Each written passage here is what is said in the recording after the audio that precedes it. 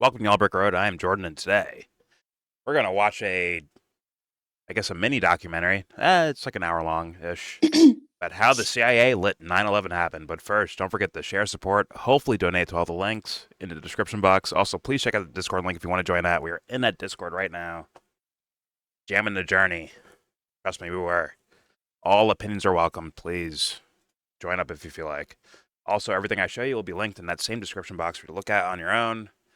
Without us pausing, talking over, sneezing, whatever the fuck, please watch it on your own if you don't want to hear us talking about it. Before I play this documentary, or mini documentary, YouTube-made documentary, I just want a little update on the Tim Pool. Someone was shooting outside of my house, where you can see the West Virginia police, whatever place he's at, I guess, county or whatever. They are saying they have nothing of substance to say that they know what happened at Timmy Pool's property. And the main reason for that, possibly, is because Timmy refuses to turn over his security footage, which I figured was the point of security footage, right?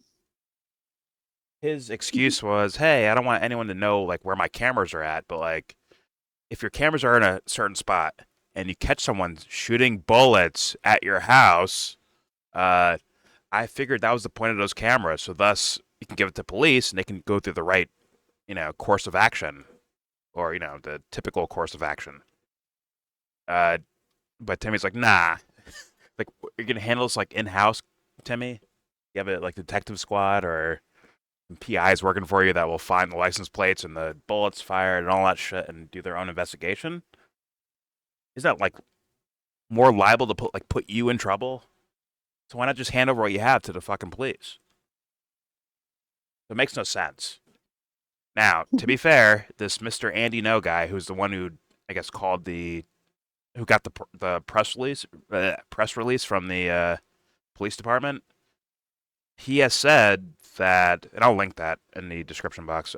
He has said like, oh, I've seen it myself. I've seen a video where you can see a reflection off of something plastic. I'm just bring it up. You know what? Fuck it. Just bring it up. I don't know why I don't have this on hand.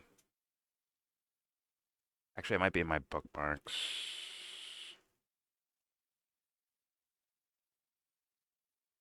That's that. But then there's the actual Andy now. Did I not bookmark this? Yeah, I'm an idiot for that. Facts.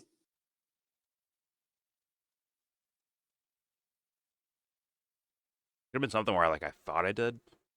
Just agreeing with you, that's all. Relax. I'm just agreeing. Don't do the thing where what James does, where I'm like agreeing with him, but he acts like I'm not. Anyway, proceed.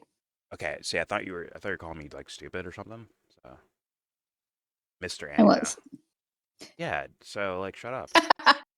Andy knows location: Portland, Oregon, refugee in London. Please. Where's this post at? Andy, don't do shirtless pictures like that, bro. Don't do that. Are you on his OnlyFans or something? Oh, shut up. Actually, oh, and don't forget to join Jordan's OnlyFans. It's in the links. The link's in the description box. Join, funny enough, Dion's OnlyFans. Allegedly. Dion from Clueless. Yeah. Really? Allegedly. Good for her. Stacey Dash? I might investigate on my own time, like on my own free time, but like right now I don't know the facts. But it is a riveting story that I might want to look up myself. Where the fuck is this Andy now? I thought she was a Fox News correspondent. Didn't work out. Hey man, shit happens. Right. Where the fuck is this post at? Okay.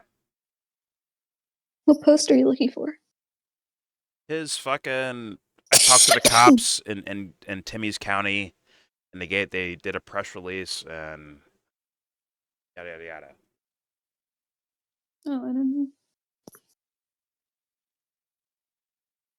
He posts too much. He must have some sort of like online thing that does posting for him. like a bot of some sort.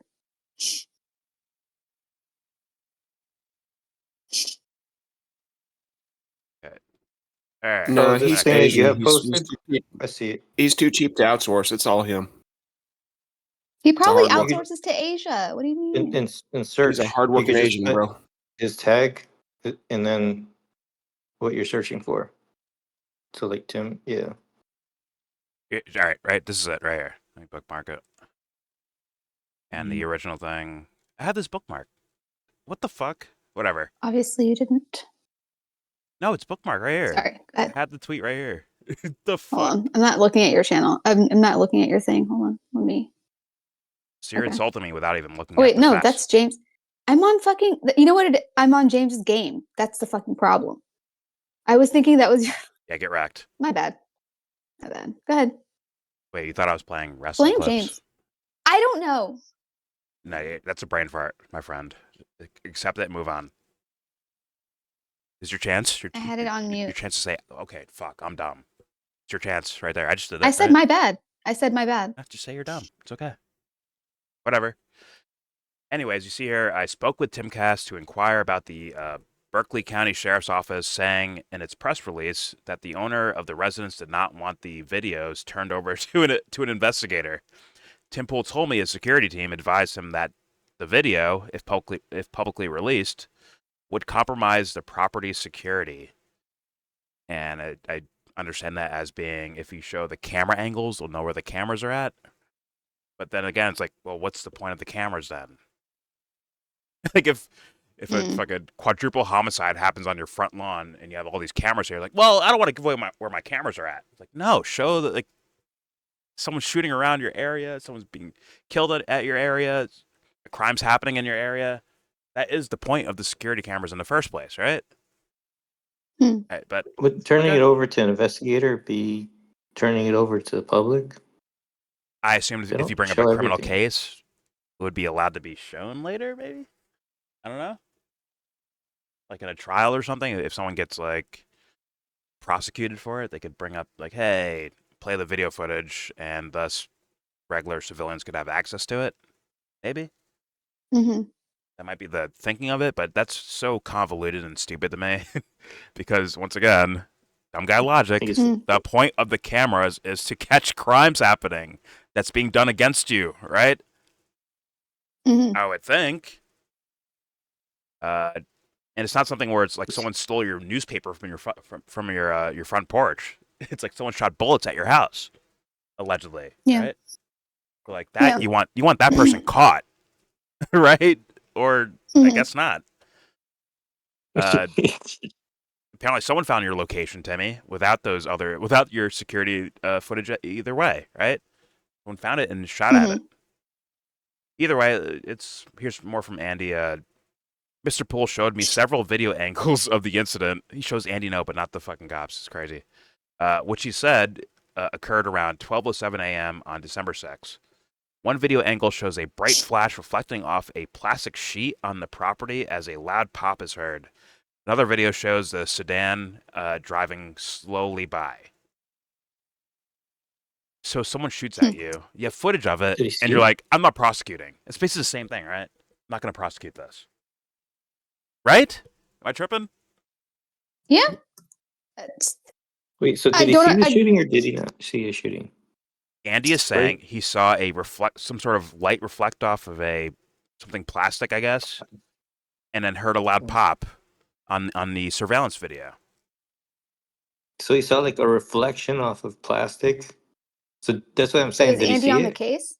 And it shows a sedan driving by slowly by. It's like there's your open and shut case, Johnson. There it is. Fucking give that to the police. But Don't ever say Johnson again. got the Chappelle show, or sorry, Chappelle stand up. But like you have the car, you have the make of the car, you have the look of the car, the color of the car, Yeah. and apparently they have to be unknown to them, right? Otherwise they'd be like, oh no, that's just Johnny's car. Don't worry about that one, right? So clearly they don't know whose fucking car that is, and you haven't given that to the police. So what's your point then? I don't get it. Isn't that stupid? This is not the one I saw debunking Tim. The one I saw was that so he reported Has Tim replied? Sorry. he says that he called cops, right? And then they claim that he did not. There was no call. I didn't see that. It even shows. Oh yeah. There's a guy who he videotapes himself calling them, and they're like, no, they didn't. There was no call that day. All right. Well, They even double checked. They double checked because they were like, what? okay. Yeah. Well, apparently Nick gave this to this guy. The response was just Timmy. Timmy speaks about why he did not turn over security video of the incident to the local sheriff's office, who requested it for their investigation. Do I play this not right now? Fuck it. Security. They responded to Andy No has contacted the sheriff Actually, hold on, because I think I might react to this. The same 4 people? It is, isn't it? Okay. I'll react to that there. But I don't see any Timmy responses to Mr. No, Mr. Milkshake. But either way, it makes no sense. It makes no sense to me. So let's move on. Let's hear from the, is that a crucifix on his lapel mic, or is that the brand? I can't tell. Let's hear from good old Mike Huckleby about the bombing that happened in Qatar, shot over from Israel. And let's hear his, I guess, logic of this. I'm gonna turn the volume down a bit. Here we go. Was Israel's attack on Qatar without cause or merit? Well, let's be real clear. There's been some talk that Israel attacked the country of Qatar. It did not. It didn't. It did, in fact, send a missile to attack a terrorist who had been partly responsible for the murder of Israeli citizens. Okay. But it did not attack the country. Just landed in there their was country. One missile. It was aimed at one person. Yeah, there's one missile aimed at one person. Now, I beg all of you to step back and be like, what? Excuse me? They only shot one missile. It was for one person. Like, well, don't missiles go kaboom? As in, if you're in a certain radius, you're going to get fucked up by it? Yeah. Thank you, Mike Huckleby, for such genuineness and honesty. Because the sound itself, it causes a lot of vibrations, doesn't it? I mean, Bob was at a dance party, right? He was at a rave. Bob was at a rave, but that missile was targeting him. So people that got injured or killed, oops, we weren't aiming for you. We were aiming for Bob in the middle of the rave. Yeah, I don't know what kind of directed precision missile they have to. I don't know. It's is it one of those flying insects, fake insects or something? A fucking cicada that's It's fucking Looney Tunes where a missile shoots and then the missile shoots another missile out. It's just a yeah, exactly, and it keeps going. Yes. Oh my god, that's perfect. Exactly. That's actually perfect. Well, thank God we have people thank God we have, I love Christ. Mike Huckabee is from the Looney Tune generation, so. Just saying, he literally is. He has stocks in Acme. Yeah. But is it Acme or Acme? Whatever. Acme. Either way, Acme. Acme. Okay. I said acne. Sorry, teenage kids. Sorry for triggering you. All right. But Mike Huckleby, who is a God-fearing, God-loving, Christ-loving person, I'm sure he wouldn't Huckleberry Pie. He wouldn't make excuses for something as crazy as we're targeting one person. Let's shoot a missile at them. There's no way he would justify that, right, guys? He looks like he's in a hostage situation. What office are you in? What are these? He's not a real cabinets? Christian, though. He's not Catholic or Orthodox, so he's like Baptist, which is like a subset of Christianity. So, okay. Look at him. Look at his face. He just looks like, I am I saying? What am I doing? They threatened his bass guitar. Take it away, Mike. Say what we need you to say. Otherwise, that bass guitar goes bye-bye. For real. We That's got his guns pointed banjo. at it. His fucking banjo. Poor Mike. Pumpkin ass. Anyway, go ahead. All right, here we go. Now, unfortunately, there were some people who were near that missile strike. It's a No, okay, that's what I'm saying. But that You was not an know, attack. he's like, what am I saying? What am I doing? He's just like, let me just shut my brain off and read for my life. Go ahead, Mike. Unfortunately, there's people around this giant explosion, and unfortunately, it was meant for one person though. One guy and one You guy read only. this before. One guy, This one guy. helicopter. Poor Mike. Poor Devil Worshiper. All right, here we go. Now, unfortunately, there were some people who were near that missile strike that were injured or killed from it. But that was not an attack on the nation of Qatar. Okay. If that's the new standard, then the United States must apologize for going after Osama bin Laden Oh, fuck. Okay. while he was in Pakistan being protected by the Pakistanis. All right. Once again, Pause for a second and talk about We killed a phonetics. lot of innocent Pakistanis too. So Yeah, but wasn't that like a Right since raid? COVID. No. Yeah. Talk about phonetics for just 1 second. Why are we calling Qatar Qatar since COVID? What changed? It's What? always been Qatar. It's not Qatar. Why do we call it Qatar? I've heard some They people call say it it like one the same- way. They don't call it Yeah. Qatar. They call it Qatar. It's fucking Qatar. Call it fucking. What's the deal with that? It pisses me off. well, I guess in Everyone Arabic, isn't it all- like Qatar? I had to learn all the countries and all the capitals of the world in the 7th grade, But it's and it's in fucking Arabic. Qatar. It's In, K-A. in It's not Arabic, though, I fucking think it's Qatar, something like that. Damn. So it It's kind of not sounds like their- Qatar. It's not their That's Qatar. rules. It's my rules, and I say Qatar. So you can say how you want. Yeah, I always say I'm Qatar, not but that passionate about it. but I've heard it the other way. It like, doesn't bother me at all. I know what they're talking about. I don't really care. Yeah. The context itself makes me whatever. It'd be better if Qatar didn't exist then, because no one can get a. It's not Qatar. Anyways, here we go. YouTube. Qatar. Fuck my life. If that's the new standard, then the United States must apologize They for probably going should for a after lot of Osama things. bin Laden while That's what he I'm was saying. in It's like they should, Pakistan okay? being protected by the Apologize. Pakistanis. Yeah. Like, Once again, It's like, what the fuck? somebody can bomb people. Like, oh, we were just bombing this one person. He was just. Sorry, in it's like the United people who States. say, sorry, I to interrupt, but like, it's like the people who say, Okay. why are they going after Trump? They never went after Obama. Obama's free. It's like, go after Obama too. What the hell?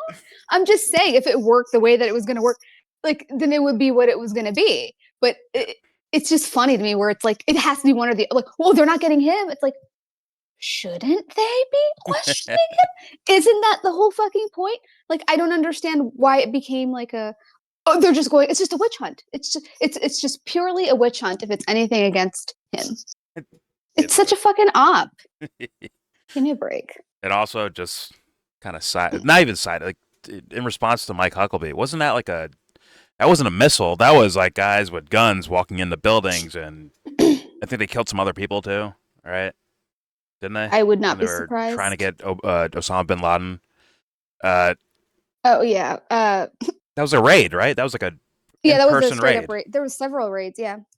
Does he not see the difference Raids. between once again, not excusing that. I'm just saying, like, but there's a difference between like targeting one person with a fucking bomb versus like surgical Yeah, tactical like somebody who's at a guys. rave. Yeah.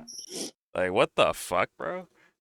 Because then you can't be mad that like that Hamas came to your rave Yeah. and attack. You know what I'm saying? Like then it's kind of like Well, I think he was too but it's been afraid. that way. So I think he was too afraid to bring up like actual scenarios where U.S. bombs have blown up multiple people that have nothing to do with committing crimes, terrorism, any shit like that. But they're just well, they're he's in reading the blast whatever radius. press release. Yeah. Yeah. He's reading whatever like the lawyers went over with the fucking PR team. You know, it's like it's just like we got PR. We got communication. We got legal. We got legal here. Okay, cool. Let's roll. Yeah. So that's probably what's going on. Yeah. Just my opinion. mean, Christ is king now. All right, here we go. Osama bin Laden while he was in Pakistan being protected by the Pakistanis. Once again, we can't apply a different standard to Israeli Israel than we do to every other nation. Treat them fairly. If U.S. commits war crimes, let them do it too. It's like that's his logic, actually. Literally. It's embarrassing. It is. Actually It embarrassing. literally sounds like what they say about, oh, well, they want to talk about Trump. How about Hillary? And Exactly. Obama's free. It's like, yeah, like I don't understand why it has to be framed that way. It's so weird. Exactly. Like, It's yeah, the they same suck thing. too. They're terrible too. Duh. But Like, let's reverse it. it Where works on people somehow. so an American commits terrorism in Syria, right? Like, so an American person does Mhm. something. Can Syria drop a bomb on that guy when he's at home in the United States and be like, "Hey, this was just killing terrorists"? I mean, yeah, we wiped out the block and all the houses around him, but well, he was a terrorist, so fuck him. It's It doesn't make so sense, right? sad. Like, It's so sad, Jesse. They have to put it in those simple ass terms like that. But they're like, oh wait, oh that made sense. That's so unfortunate that they can't even think of that on their own. Dude, so like someone but you else have to can't. hear that is crazy to me. Yeah, That's crazy. That shit crazy. It is what it is. It's pathological to the nth fucking degree. Oh well, man, I don't care what's happening over there. Well, what if it was your kids? Oh, I wouldn't like if it was my kids. Like, are you that fucking dense? Is that what Yes. you need? Is that what you need to fucking happen for you to like? Come on, guys. Oh fuck. And I'm sorry, like anyone who gets butthurt by me saying that, or Jesse saying that, or even or Seb saying that. If you get butthurt by that, you're probably a victim of it. Let's be honest. You're probably one of the dummies that fell for stupid fucking narratives and stupid fucking ideas. You should feel hurt. You should feel a fucking tingle in your stomach. Honest to God. But all right, let's move on. Hopefully, this isn't kindergarten. Hopefully, it's a little bit more sophisticated. I don't know this person's channel too well. Brew? Who the fuck is Brew? I got 2.3 million fucking subscribers. Never heard of this person. And they're Brouhaha. and they're gonna tell me about Sorry. how the CIA let 9/11 happen, which I've heard of. Like Oh. I've went through these videos way back in the day. You know, Who's Brew? I have no idea, no clue. This was a recommended video. I'm like, you know what? Fuck it, I'll watch it. Oh, cool. I don't mind. Blues Clues? Interesting. Is it Blues Clues? And Bruce Is Clues. this recent? I believe so. It's like within days, I think. Cool. 5 days ago. Yeah. we did get Bin Laden, right? Well, I'm sure he's at the bottom of the ocean somewhere because of Muslim burial rituals. So he's probably at the bottom of the ocean right now, right? According to our our Navy SEALs and our government. Yeah, I'm sure there's We had to flush him down the torpedoes ocean. or whatever. He Get some and Charlie. submarines down there. He and Charlie would have Maybe the left. Russians will help. I heard they have a pretty sophisticated subsystem. Everyone's would have left. You guys can keep Just saying. babying these Muslims all you want until they fucking rule you. I'm just saying. I don't know Okay. what that means. Either way, let's watch Brew's video. And this is like, I'm actually, when I see these videos recommended, I get curious. And I'm like, man, I want to react to this because of when I first started looking into politics. I swear to God, like, my entire childhood and teenage years didn't give a fuck about politics. Yo, fuck politics. That shit's boring and stupid. And I walked away. But when I started caring about it, conspiracy theories were some of the first things I would hear about 9/11 and whatever the fuck, right? So it'd be interesting to see this documentary made in the newer era, probably by like a younger person, right? That has maybe a different perspective or come from a different, time period or era and the way they're looking at it. I'm like, okay, I want to like compare that kind of. So without further ado, here's Brew with how the CIA let 9/11 happen. It's That's fair. ambitious. Ambitious. Here we Well, go. I Oh, will good. say that 2001 was like several years after a year after we came to this country. So it was super weird because like we were trying to leave a war. And then that happened. The country enters yeah, and then like war, my mom essentially. picked me up and everything. Yeah, and then I was talking to my neighbor, and I was just kind of like, "Oh, cool! Like we're out of school," and he's just like, "Do you understand what happened to our country?" And I was like, "What? Like, what do you mean?" Yo, my It mom happens to ain't every pick me country. up, bro. Like, what are you My mom- what are you crying about? Like, I don't know. I just kind of, he was like, my father served in the military, blah, blah, blah. And I'm like, cool. Like, my dad served in the military too. So, like, he's probably, you know what I mean? Like, Yours doesn't what, count, bro. I don't know what you want. And he got really offended. He was just like, he's not respecting our, like, this horrible day. And he told his mom, but his mom thought it was funny. And she told my mom. And my mom was just like, don't talk about 9/11 with other people anymore. Okay. I'm just like, okay. She's like, just don't. People are sensitive. I'm like, okay. She's like, and apologize to your friend. I'm like, all right. Cool. The residual conditioning from like something like Pearl Harbor, right? That they didn't experience themselves. They didn't experience that shit. But like the carryover of the story and how it works and Michael Bay's stupid fucking movies and all that shit. I can see why people are like, oh my God, they attacked us on our fucking land. We're going over there and fuck them up. Right? It's dumb as rocks. And they got tricked. They got fucking played. Forget about quote unquote conspiracy theories. On the surface, obviously everyone got fucking played. It is what it is. Not everyone, but like a lot of people got fucking played. And it's just like, you gotta admit that. Saudi Arabia. They were but we were just so chilling. young, like we didn't know what we were talking. I was just like, oh, okay, cool. Like I'm getting picked up from school. Like something got bombed, but I don't know. It was more of just like, okay, like that's kind of happens all the time, I guess, everywhere. Yeah, I didn't know anything like that at all. Yeah, I did. I just graduated college and I was a stalker at Winn-Dixie. I was in elementary school. What? Yeah, that's how old I am. I was like 21 years old when that shit happened. Oh, you're in your fucking 20s? I was a fucking kid, man. Hey, dude, what the fuck's going on? That's why you guys love Muslims and I hate them. I was You 9, guys bro. think they're great. I'm like, fuck Muslims. I saw the fucking smoke for weeks after that from my house. You could see the fucking smoke from my house. Proceed with your video. Sorry. I mean, yeah. Anyway, that was just my 9/11 story. I apologize to TJ. If he's still mad at me out there. Oh, the kid. Okay. Yeah. I was like, who the fuck? Although the funny thing is, his mom thought it was so funny.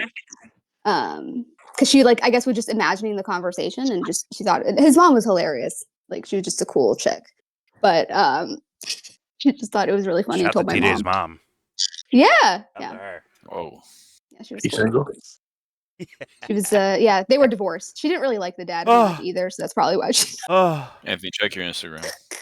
That's probably why she thought it was funny. Anyway, regardless, TJ, if you're out there, I hope you're not still mad. Go ahead. We now can proceed with the documentary from Brew. How the CIA let 9/11 happen. Brew, haha. Yes. What? Brew's usual voice actor was unavailable for this episode, so another member of our team stepped in. This is a team? Oh my God. What the fuck? They're moving like that? God dang, bro. I thought it was like some random, like, video essay style Well, thing. they had several million people followers. Yeah, but you could be just some guy doing video essays doing that shit. No, of course. But I'm saying you could also get a team if you get to a certain point where you're like, if they're helping with research or stuff. I don't know. Fair enough. Basic Jew, worker Jew, banker, landlord Jew, super Jew. What the fuck? Where'd that come from? I'll show Mega you, Jew. Don't worry about What is it? I'll show you, Jordan. Yeah, What is it, okay. James? I'm playing this They documentary. level up. Some dude wrote sorry. they level up by collecting coins. That's Well, James is making noise. That's very racist. Bros, let's right. cool it with the anti-Semitism, okay? the what? It's anti-Semitism. Anti-Semitism. Check your phone, Jordan. Anti-Semitism. Anti-Semitism. It's auntie. It's auntie. Anti-Semitism. Okay. It's Anti-Semitism.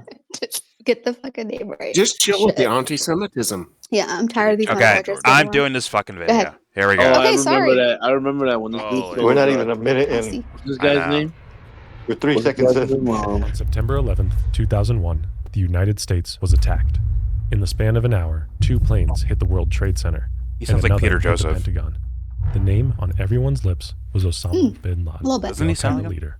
CIA analysts, might be him. FBI agents, and military Probably not. planners all focused their crosshairs on him. Meanwhile, the real mastermind behind 9/11 lurked in the shadows, completely undetected, free to continue fulfilling his dreams of death and destruction. For years before September 11th, they're going the U.S. official. government What? had been given numerous opportunities to stop him, but each time they failed to put the pieces of the puzzle together before he Cartoon slipped away. retard. As a result, this man was able to orchestrate the most devastating attack on American soil since Did he? Pearl Harbor, killing almost 3,000 people.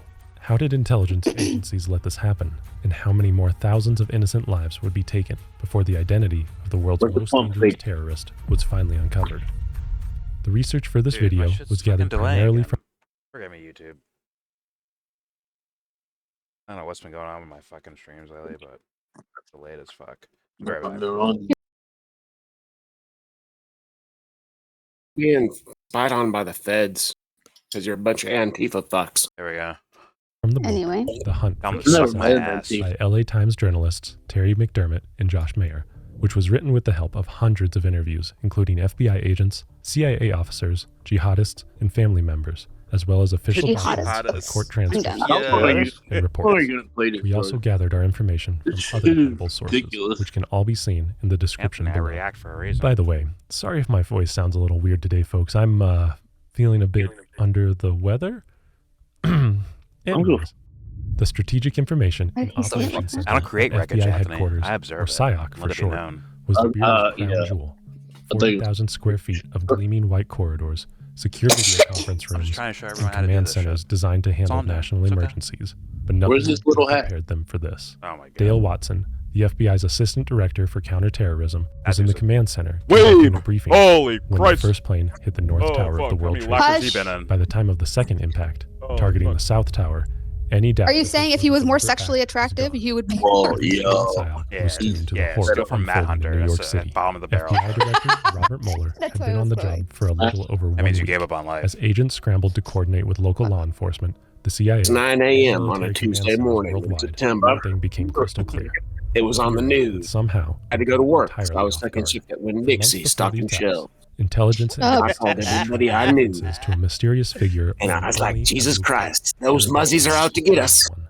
We got to They go had out appeared in there. intercepts about And we sending got to sleeper attack agents to America, Muslims. raising red flags. And I ain't giving up. offering no clear leads I don't about care about who you exactly newbies. Mukhtar You was. boomers. After the Yeah, attacks, right. bin Laden Boomers? publicly praised You You call Mukhtar us as a millennials. noobs, you call us mastermind, newbies which and meant boomers at he the was same time. important. It's crazy. How he was tied to bin Laden. They're all He makes no fucking sense. What he stupid. still had planned. Muslims all hate of us. it was a shadow They say it of every fog. day. How much Missing Keystone key Harrison? intelligence Don't at lie. the time like this was dangerous. So Quite a finding bit. him was critical. In less than a Fucking month, bath Did you water get beer. rejected by a Muslim girl?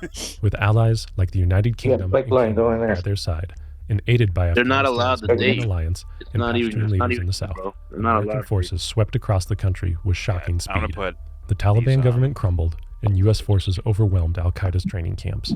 It was a stunning military victory for the U.S. and its allies. But the big fish Stunner. they were hunting, Osama bin Laden, Ayman al-Zawahiri, and other senior leadership Mr. had Big vanished. Fish. On October 10th, 2001, President George W. Bush unveiled the Totally. FBI's first most wanted terrorist list, a bounty list featuring 22 of the most dangerous terrorists in the world. At the top of the list, unsurprisingly, was Osama bin Laden, wanted with a $25 million reward. But it would take another few months before the first major breakthrough.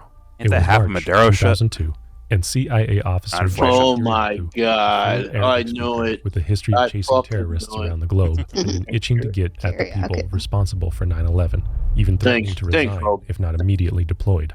So when an assignment in Pakistan opened They were up, waiting months for a breakthrough. Kiriakou and That video I analyst Deuce posted Martinez said were October dispatched to the Pakistani 2000 city of Faisalabad. 2001. The video I played a few times, where they're interviewing him like a major network, I think. Is Oh, in the is cave and shit. interviewing him. Yeah, Yeah. that one. Yeah, I remember that. Yeah. Yeah, it's just October 2001. These guys are scrambling all over the place. Well, Robert Mueller wasn't he implicating that on TV? Like before that, even wasn't he like, oh, we're looking at this guy Osama bin Laden?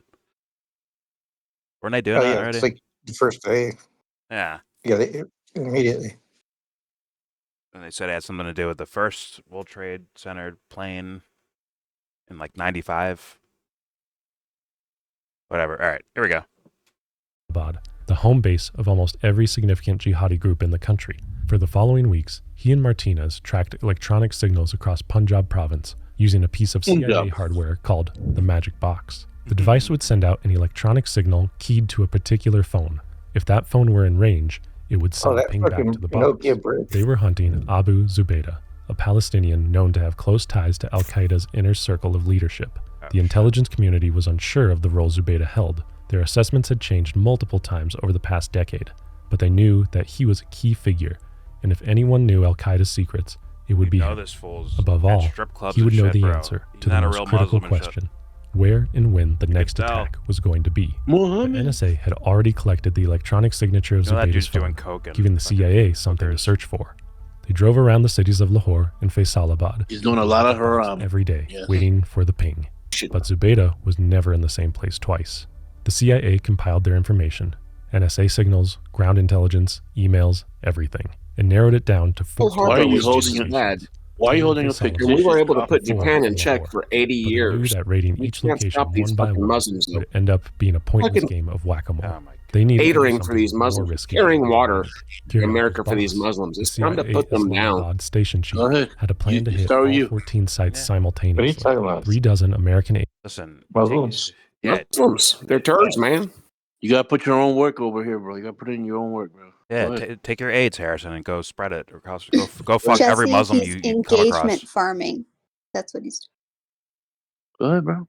Harrison, go fuck every Muslim you find, bro. We were Spread your able AIDS to everywhere. we were able to suppress Japan for 80 years for what they did to Pearl Harbor, but we can't do shit to fucking Muslims. It's Start- because yo, y'all it's fucking, 'cause y'all that's- fucking that's- lost your gotta, testicles. Muslim is not You a lost nation. your balls. You lost your balls. You don't want to fight. You don't want to keep your country intact. You want all fucking kinds of free shit. It ain't gonna happen that way. You gotta fucking fight. He's He's Go ahead. trolling, right? He's trolling. idiot. Yes, So he's trolling, bro. Yeah. He only speaks in. He's worse in candidacy. Fuck. Yes. He's on the same. He's got the same chemist as Perk Angle, man. Top Same two. chemist, the same dealer, man. Same dealer, man. Same. Nah, you gotta. Hey, You gotta. hey, On, he's on, running fucking a retard. Jewish man in a yarmulke and a suicide vest, and you wait for an Osama Paris, and we'll see who comes first. Person is a We'll do fucking that. Okay, I'm hitting play now. No, I'm serious. Yeah, No, we got Muslims it. are asshole. Yeah. Muslims are asshole. My world has changed over. Thank you, man. All right, let's keep playing. Here we go. Agents from both the CIA muzzled your and the asshole. FBI were paired with Pakistani forces, but the odds were stacked against them, tipping more towards chaos and failure than success. If Zubaydah escaped, or worse, was killed, Wait, have I they would watched be right back to this guy square before? one. On March 28th, recon Might teams have. first scouted all 14 sites. You looking let for any him. sign of You the let him target escape. and any right? weakness they could exploit. Most of the sites were mud huts, The little but one thing house in in the an background. upper middle class Faisalabad neighborhood caught their He's eye. holding a It was fictitious an Muslim. unoccupied lot fictitious with a person. telephone wire that was split, with an illegal line to the peach-colored 3-story house next door. They believed they had their man, but they had to be sure. Is that This is naked more rat in the At background? 2 a.m., the teams launched their 14 attacks. At the Mole rat. suspicious peach-colored house, the Pakistan Rangers had no sense of subtlety, Is this a South slamming Park through the outer episode? gate and ground floor doors. Relax, Kiriakou Anthony, and the other relax, FBI man. and CIA agents waited in a command post Where's at a safe Islamabad? house in the middle of Faisalabad. Before a single radio transmission came through, they heard gunfire. It came from the direction What is of the house Pakistan? with the stolen It's asshole convoy. too. The That's where they agents found had to that get there motherfucker. fast. They wanted Zubaydah taken alive. What they found when they arrived were the remnants of a brief but vicious gunfight. 3 men had tried to escape by jumping to a neighboring roof. One was killed instantly. A second died from his wounds, and the third, wounded in the groin, abdomen, and thigh. was Surprisingly, bleeding out Pakistan fast. was our John ally Kiriakou wasn't until certain, they but the decided they're wounded going to man fucking seemed to harbor match terrorists Zubaydah's because image. of An official Yeah, observer sure. Islam. from afar Yeah, sure. advised I mean, him to take But, a like, photo. this guy of what right here, he seemed does to all match that. Zubaydah's This guy image. does. Wow. This guy we're does not coke doing and this. hookers, Islam bro. is great shit. Look at him. Them. You tell me. What? This guy right Oh here, my- he does coke and hookers, bro. Look at him. You could tell. He does coke. He does hookers. To be fair, most of these religious fucks do that, dude. But you could tell this fool. The glasses alone. I'm like, yeah, this fool partying. He's partying all day and night, bro. Guaranteed.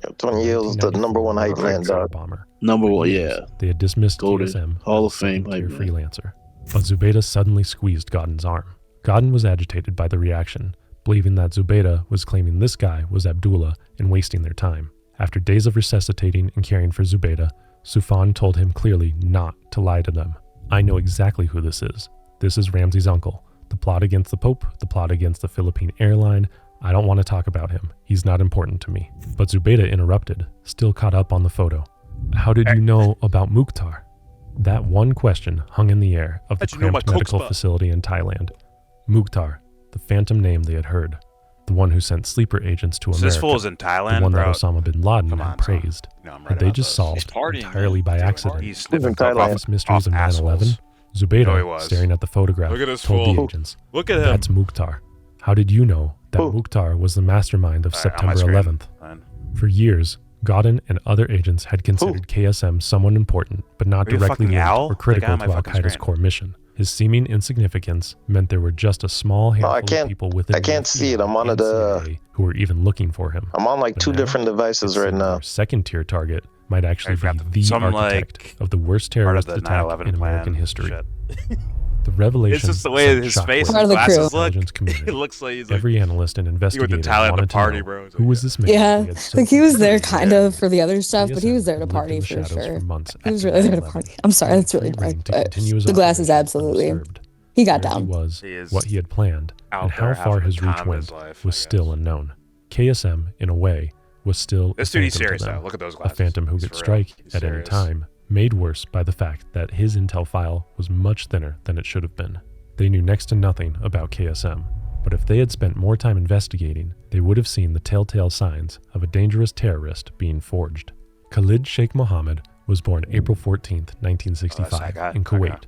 the second youngest of 9 children in a Baluchi what? family that had immigrated from Khalid Pakistan. Sheikh His Mohammed. father, Not Kuwait. Sheikh Mohammed Ali Dustin Baluchi, was a prayer leader known as an imam at a mosque in Al-Amadi, the Imam. administrative center of He's the Kuwait's guy with oil the picture, industry. right? When they The catch him. Mohammed family lived in He Badawiyah, looks like, a modest all torn neighborhood up and caught shit. between the desert Not and like the bloody, sea. but like They were Bidun, short for Bidun messed Jinsiyah, up hair. Arabic for without nationality.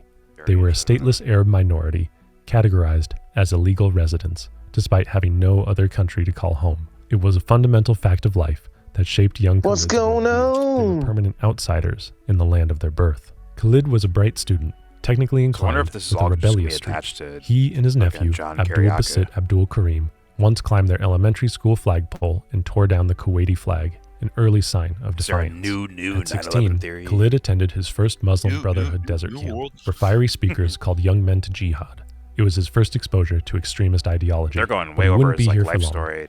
When from- Khalid graduated from high school, his family Let's be chose honest, to send him abroad ChatGPT. for higher Let's be honest education. about that. Khalid's You culture made what? shock upon Ready? arrival in North You made Carolina ChatGPT. was Let's be overwhelming, honest, guys. forcing him to read, adapt to another society. ChatGPT's that reading. welcoming. The local ChatGPT. American boys would Yeah. harass and bully Khalid and his fellow Arabs, does. calling them Abby Dabbies. What he witnessed in Abby America Dabby. appalled him. The Why drinking, would we- The casual relationships, the materialism. It all confirmed his worst like assumptions our about second Western year decadence, high the school. things that the Muslim Brotherhood had warned about.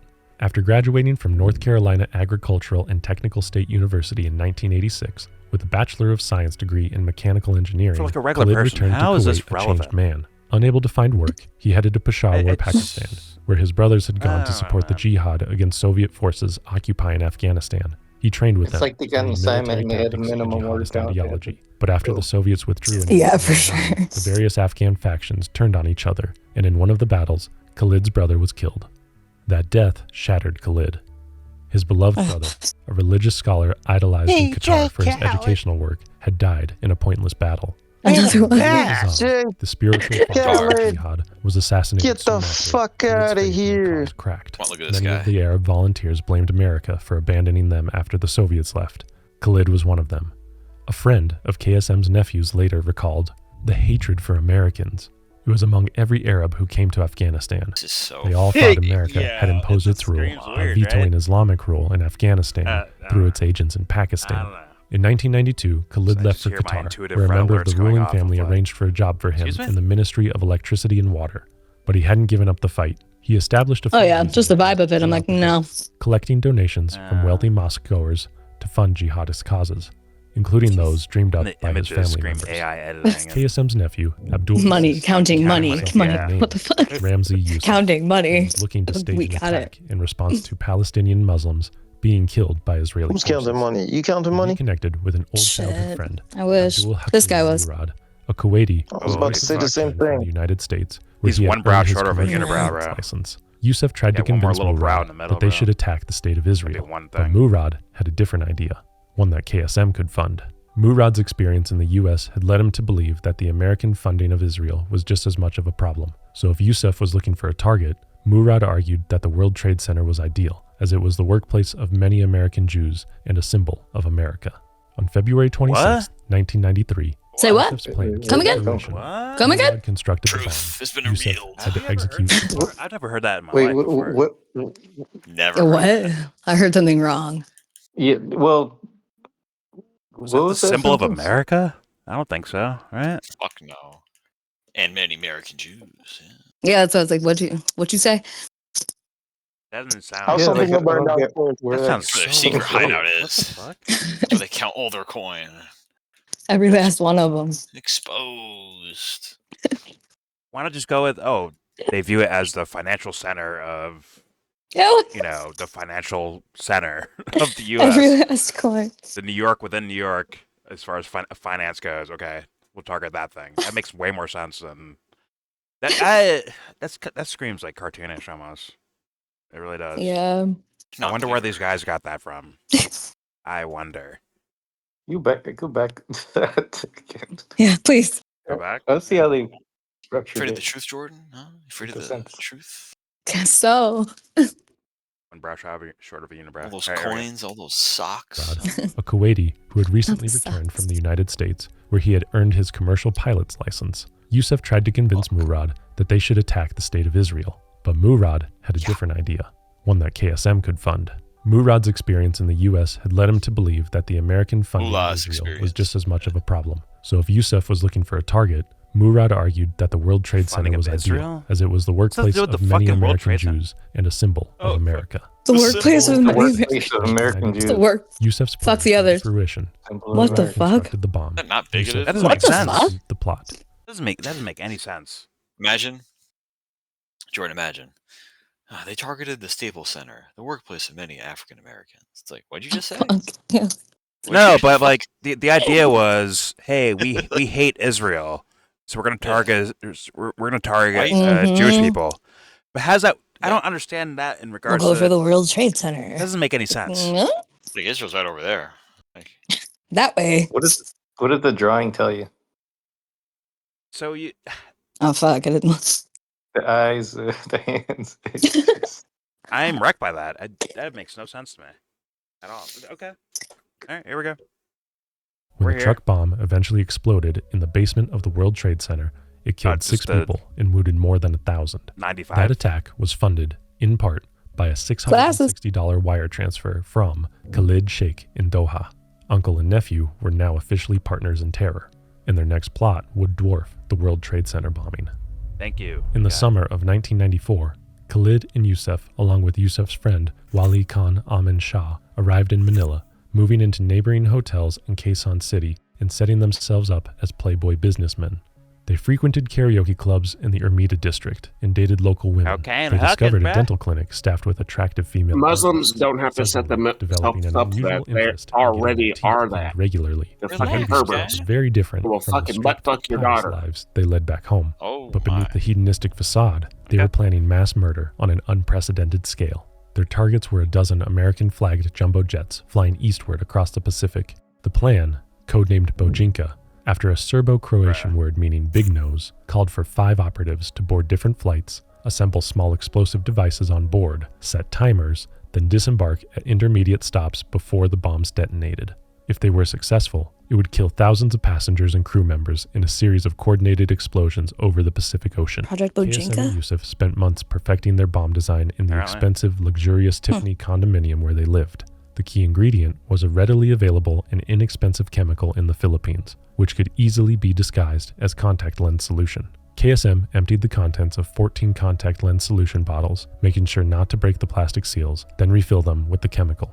KSM planned to fly from Manila to Seoul, carrying 13 bottles in his carry-on bag, on a test run to see if their plan could work. He taped a small metal bolt beneath the arch of his bare foot to act as a dummy detonator, then wore jewelry and metal buttons to confuse the scanners, as well as keeping condoms in his bag. If anybody asked what he was doing, he was traveling to the Philippines to meet women. All he had to do was get through airport What the security. fuck? If he could do that, the plan Got was it. good. The second KSM walked through the security scanner, I got the condoms. alarms Look, went off. I'm going. Security asked him to What I'm undress, doing. including his shoes, but not his socks. However, he soon realized that he had made a big mistake. Inside his carry-on bag was a detailed plan listing I'm all declaring possible war on all targeted Muslims. flights and the time the Myself. bombs would explode. What? Hold on. I think Whole he just- plan right there. I Whole think he plan. just said, I'm testing this thing out. I have a dummy detonator in my shoe. Oops, I left the plans in the fucking bag too. Oops, my bad. Excuse me. What? Excuse The me. detailed one. That's the one I left in there, not the general one. I left the detailed one in there. Like, what the fuck? The real detailed one. I want to hear him say that again. It's like, what the fuck? Yeah, it's worth it. Here we go. What the hell? Do that. The plan was a go. The second KSM walked through the security scanner, the alarms went off. Security asked him to undress, including his shoes, but not his socks. However, he soon realized that he had made a big mistake. Inside his carry-on bag was a detailed plan listing all 12 of the targeted flights and the time the bombs would explode. Security officials had one question to ask him. The Why time. did he have so much contact lens solution? I found a great sale in Manila. The customs officers... Not a sale in Manila. Shut the fuck KSM up. provided rational answers to every question. They allowed him to fly to Seoul, but officials denied him entry due to a lack of a visa. Still, KSM had successfully proved that their plot would work. On December 11th, 1994, the real test run was ready. Yusuf boarded Philippine Airlines Flight 434 from Manila to Tokyo via Cebu, carrying a small version of their bomb. He assembled the device in the airplane toilet and placed it under the seat in front of him. An attendant noticed him changing seats throughout the flight, moving further and further from his original spot Daly. and jumping around the cabin. Yeah. She had no idea he was trying to What do get you think out of those that I range in sent case you the in the bomb went DM? off before it was supposed to. Camera Yusuf angles. got off in Cebu, and the bomb Remember, exploded you're being exactly as recorded, planned Chuck, just during so the you know. second Yeah, you part of are. the flight, blowing a hole in the fuselage He and does. killing a Just Japanese. FBI, what you're do I- being recorded. Fortunately, the If you pilots say maybe, managed you to say yeah, I'm land the recording. aircraft at Okinawa Those are loud. Airport. Miranda, A slight Those are delay loud dickies. would have brought down the entire plane. You want me to whip it out or what? KSM Oh, and Yusuf right, oh. began Oh my god, why? preparations All for right. the Dubster's not Explain here. yourself. Why don't you really? Oh, And fuck. absolute Don't fucking say that either. ever careless with explosives. Yeah, it's a The bomb look like ingredients. some Alright. red dickies Fire jeans. Nice, Chip. When Nice. I firefighters fucking fell into responded, that one. Police discovered the condo filled with bomb-making materials. She wasn't They here pushed for probes for a planned that assassination of the Dubster Pope whip it and a out. laptop computer know. containing the Fortunately. the plot. Yusuf Must escaped you that say his night, name? That but his sounds like an Must you? episode Abdul number or Hakim Murad episode title. went back to retrieve the laptop. The Authorities Dubster Whip It Out arrested him on the title. spot. The computer's Season hard drive 3, episode contained a 6. treasure trove of Dubster Whip It intelligence, flight schedules, Fuck that. Brilliant. lists, and most significantly, references to Khalid Sheikh, the same name that had appeared. He was on the trying to wire have a transfer from the 1993 measuring contest, World Trade Ali. Center bombing. For the first time, Do you want me to be investigators sick? realized that the World Trade Center and Manila Don't plots care. were connected. Frank Pellegrino, the former accountant turned FBI agent Pellegrino? who was leading the Yusuf investigation, immediately grasped the significance of that think I know this information. name. His team had been tracking the mysterious Khalid Sheikh for 2 years without understanding his importance. Now they knew. He wasn't just Yusuf's uncle, he was a terrorist mastermind in his own right. But knowing and catching are two different things. In late 1995, after capturing Yusuf in Pakistan, investigators learned that KSM was still operating from his base in Doha, Qatar. The CIA and Qatari authorities prepared a joint operation to That police apprehend car. him. American officials had a rule for foreign affairs: do Fucking whatever you tough. can to avoid embarrassing other governments. For Qatar, even the act of cooperating with America was an embarrassment for its conservative. I want to Destroyed know. by facts and I logic. want to see sources for all of this. I want to know exactly where they're getting all of this from. I'm curious. Their fucking mind, okay? Wiki. But Oh, truly. yes, he has sources here, right? Some wiki shit. Okay. 9/11 Commission, New Yorker, ABC News, Florida Bulldog, The Guardian, The Atlantic, BBC. I purposely New York went with left and Times. right, so it's balanced. Mhm. Okay. You can still put a source in and twist it. It's really Yeah. quick. You can put a source in and twist all kinds of shit. Be like, I sourced it. It's like, Yeah. Like, I'm watching the drawing. Like the guys, the big glasses, but then the perfectly round eyes. And then like when he references like terrorist, he's got like these strong horizontal lines for his like Guys, squinting. oh my god. It's Ooh, being like, emotional. Trying to what the fuck? normalize. The drawing You is guys are angry. trying to normalize antisocial behavior. Yeah, okay. Muslims are not our friends. Oh, They let's hate bring us. They say it all the time. Holy fuck. They want Muslim us to Put the inside die. you. motor oil down. Not safe to drink, Harrison. Stop drinking it. It's not. It is not. Oh. But okay. I actually don't mind going through the sources on my own time. But okay. Once again, how the CIA let 9/11 happen. That is the sensationalized title for this video, right? All right, let's find out. Here we Yeah, go. but Oh, good. didn't they let Pearl Harbor happen also? That is another, allegedly. I've heard things, for sure. Shout to Corbett. They let a Thank you. lot of things happen to start a war, enter a war.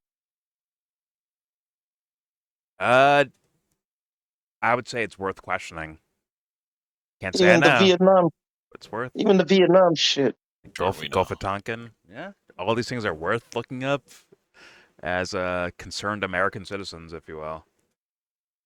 But okay, let's keep going here. How the CIA let 9/11 happen from Brew.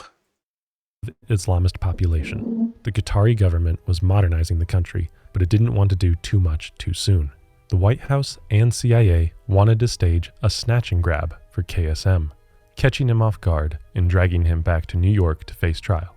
However, the CIA didn't have the necessary assets in place, and nobody seemed to agree on how to pull it off. The only alternative the White House could agree on was to convince the Qataris to hand KSM over to the FBI. The negotiations lasted for days, with the Americans attempting to persuade the Qataris to understand the danger posed by KSM. But radical Islam, at this point, didn't seem like a significant threat to America. And, to the Qatari government, who knew much, much less than the FBI let on, KSM seemed totally insignificant. However, the Qataris did have one piece of information for the Americans. The individuals who were supposed to be monitoring KSM had lost track of him. Once again, KSM had vanished. To this day, nobody knows who exactly tipped off KSM. But that leak likely came from within the Qatari government, where KSM enjoyed protection thanks to Abdullah bin Khalid Al Thani, a ruling family member who funded and employed former jihadists as a kind of personal interest. The Americans had spent so much time trying to avoid embarrassing the Qatari government that they missed their shot. KSM disappeared into the shadows, using dozens of aliases as he traveled between Afghanistan, Pakistan, and other jihadi... Is that fucking stupid? They were so embarrassed that they did this. What does Kyle say? Oh, they're so nice that they didn't do this. Or they let them do that. Obama was so nice. Oh my God, he had to get out of the way of the torturer. Obama's texts were so powerful that he chose not to destroy No, he them. called it a moment of weakness. He's like, oh, he's so nice that he didn't prosecute torture. Fucking torture. At that point, I have to ask, like, well, what's these guys' points then? What are they doing here? What are they doing here then? It's embarrassing. Like, what are we talking about? Like, don't insult my fucking intelligence. They didn't want to make the Qatari government like look bad, so they let this happen. Are you fucking kidding me? Who moves like that, bro? If they're how about we stop acting like abused housewives? And just like fucking keep all these Muslims out for real, like for all time. Just illegalize fucking Islam. Just they're stupid and they want to kill us. Did your just do it? Listen, did your haram boyfriend cheat on you or some shit? What's going on here? Tell the truth too, and don't lie either, Harrison. Don't lie about it, bro. Did your haram boyfriend cheat on you? Don't lie to me. Muslim. Did you eat bacon in front of him, bro? Don't lie either. Oh. Don't lie about it. It's only been 24 years. It's only been 24 years, and you guys are embracing Islam like it's your buddy. I'm telling you right now, they want you dead. And it's going to happen because they're starting to come here and get elected to office. And when that happens, you don't have a country anymore. You don't have your culture anymore. Whatever culture you thought you had is you broke a little character right there. You almost laughed right there. Do you go by? Do you remember when like, we had a Catholic get elected as president? I wonder if like this We guy didn't goes have to the that grocery before. store and he just stacks bacon Remember and that? everything. Harrison probably he lives got a my girl normal now ass killed. life. I almost guarantee it. He lives a normal ass life, but he comes on the internet to troll. It's okay. I get it. It can be fun. Oh, for sure. I know. I just It's felt my like time. I feel like chiming in. They all said no. Who's laughing now? All right, here we go. I guess we're all like 8 years old when that. You don't know. Shut up. You really don't. Shut up, Harrison. Your tie. Frick you, bro. All right, here we go. American Did it went to your intelligence. birthday He party was anyway? building something new, a loose network of terrorist cells that he could activate on demand. While KSM was evading Is he them, raising his the eyebrow like FBI that? and the CIA were once again locked in an ideological war. I'm To the staying. CIA, the FBI and FBI's CIA approach war was hard to do. reactive. Anime The Bureau's shit. priority was finding evidence that could eventually lead to legal victories in the justice system. They were capturing suspects after crimes had occurred, but they weren't doing anything to stop terrorism beforehand. The CIA, on the other hand, had already established groups like the Counterterrorism Center to study and prevent terrorist threats proactively. They were analyzing every lead that came through as a potential threat. But the CIA employees were tired of that, too. Michael Shore was the chief of the Bin Laden station, Remember the this guy? first, and at the time of this video only, CIA station ever dedicated to tracking a single individual. Based on their intelligence, the CIA and its groups had focused obsessively on Osama bin Laden, the face of al-Qaeda, since the mid-90s. However, Shore, who was notoriously difficult to get along with, was constantly at odds with his bosses. The Oh, agency shit. produced endless analysis, but took no actual action to prevent them from happening. In his eyes, they were just as ineffective as the FBI, maybe worse, since they were choosing not to act on these potential threats they analyzed. Okay. Shore, So this video is basically saying these guys, they tried, but they made a bunch of mistakes. They had their prides, their egos got in the way, and that's why things didn't, I guess, happen in regards to stopping such events from happening, if you will. I'm getting seems to be like the logic of it. And I know let's be real, non-critical thinkers, that is the most comfortable place to like live in, right? It's like, oh, it's all like, it's just human shit. It's just, Bob didn't go there that one day. Johnny didn't look at Bob? the evidence over there. Terry didn't do that over there. He should have went to Afghanistan and figured this thing out. But, they just did some people stuff and things happen. Meanwhile, if you actually look at it, I think you can actually make an argument that things like the CIA, the FBI, the military, Pentagon, all this shit, it's almost like they bombed themselves.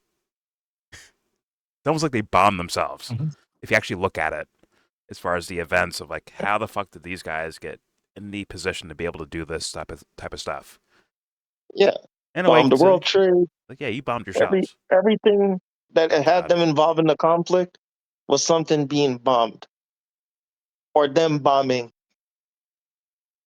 I mean, it's as simple as we were talking about like references to like, internal like gang warfare and all that shit. Yeah, if you go over and shoot 5 of this guy's friends, they might come back and shoot you back. Like, it is what it is. It's pretty obvious to say. Now, this may look more intricate and more, oh my god, more intellectual, but it's the same fucking phenomenon if you actually look at it. These guys are not smart people. They're not smart at all. These are fucking dummies. These are dumb people playing fucking Monopoly with your world, with your lives. Call me dumb, huh? Yeah, they're fucking stupid. I will say it. Oh. They're fucking stupid as shit. Oh. Uh, Imagine they heard you. They knock on your door. What'd you say? We heard you upstairs. Hey, come over then. Take a seat. Want some water? That nice family. That nice family's like, we heard you. But yeah, you want some water? Let's talk about it. Did you know she was Who's 14 gonna years miss? old? Lock the door. Lock the door. Like, yeah, go ahead, take a seat. No.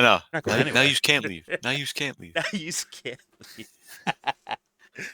They Hey, knew they what's made a going on fatal here? mistake. Hello, Kato. Oh God! All right, I'm out.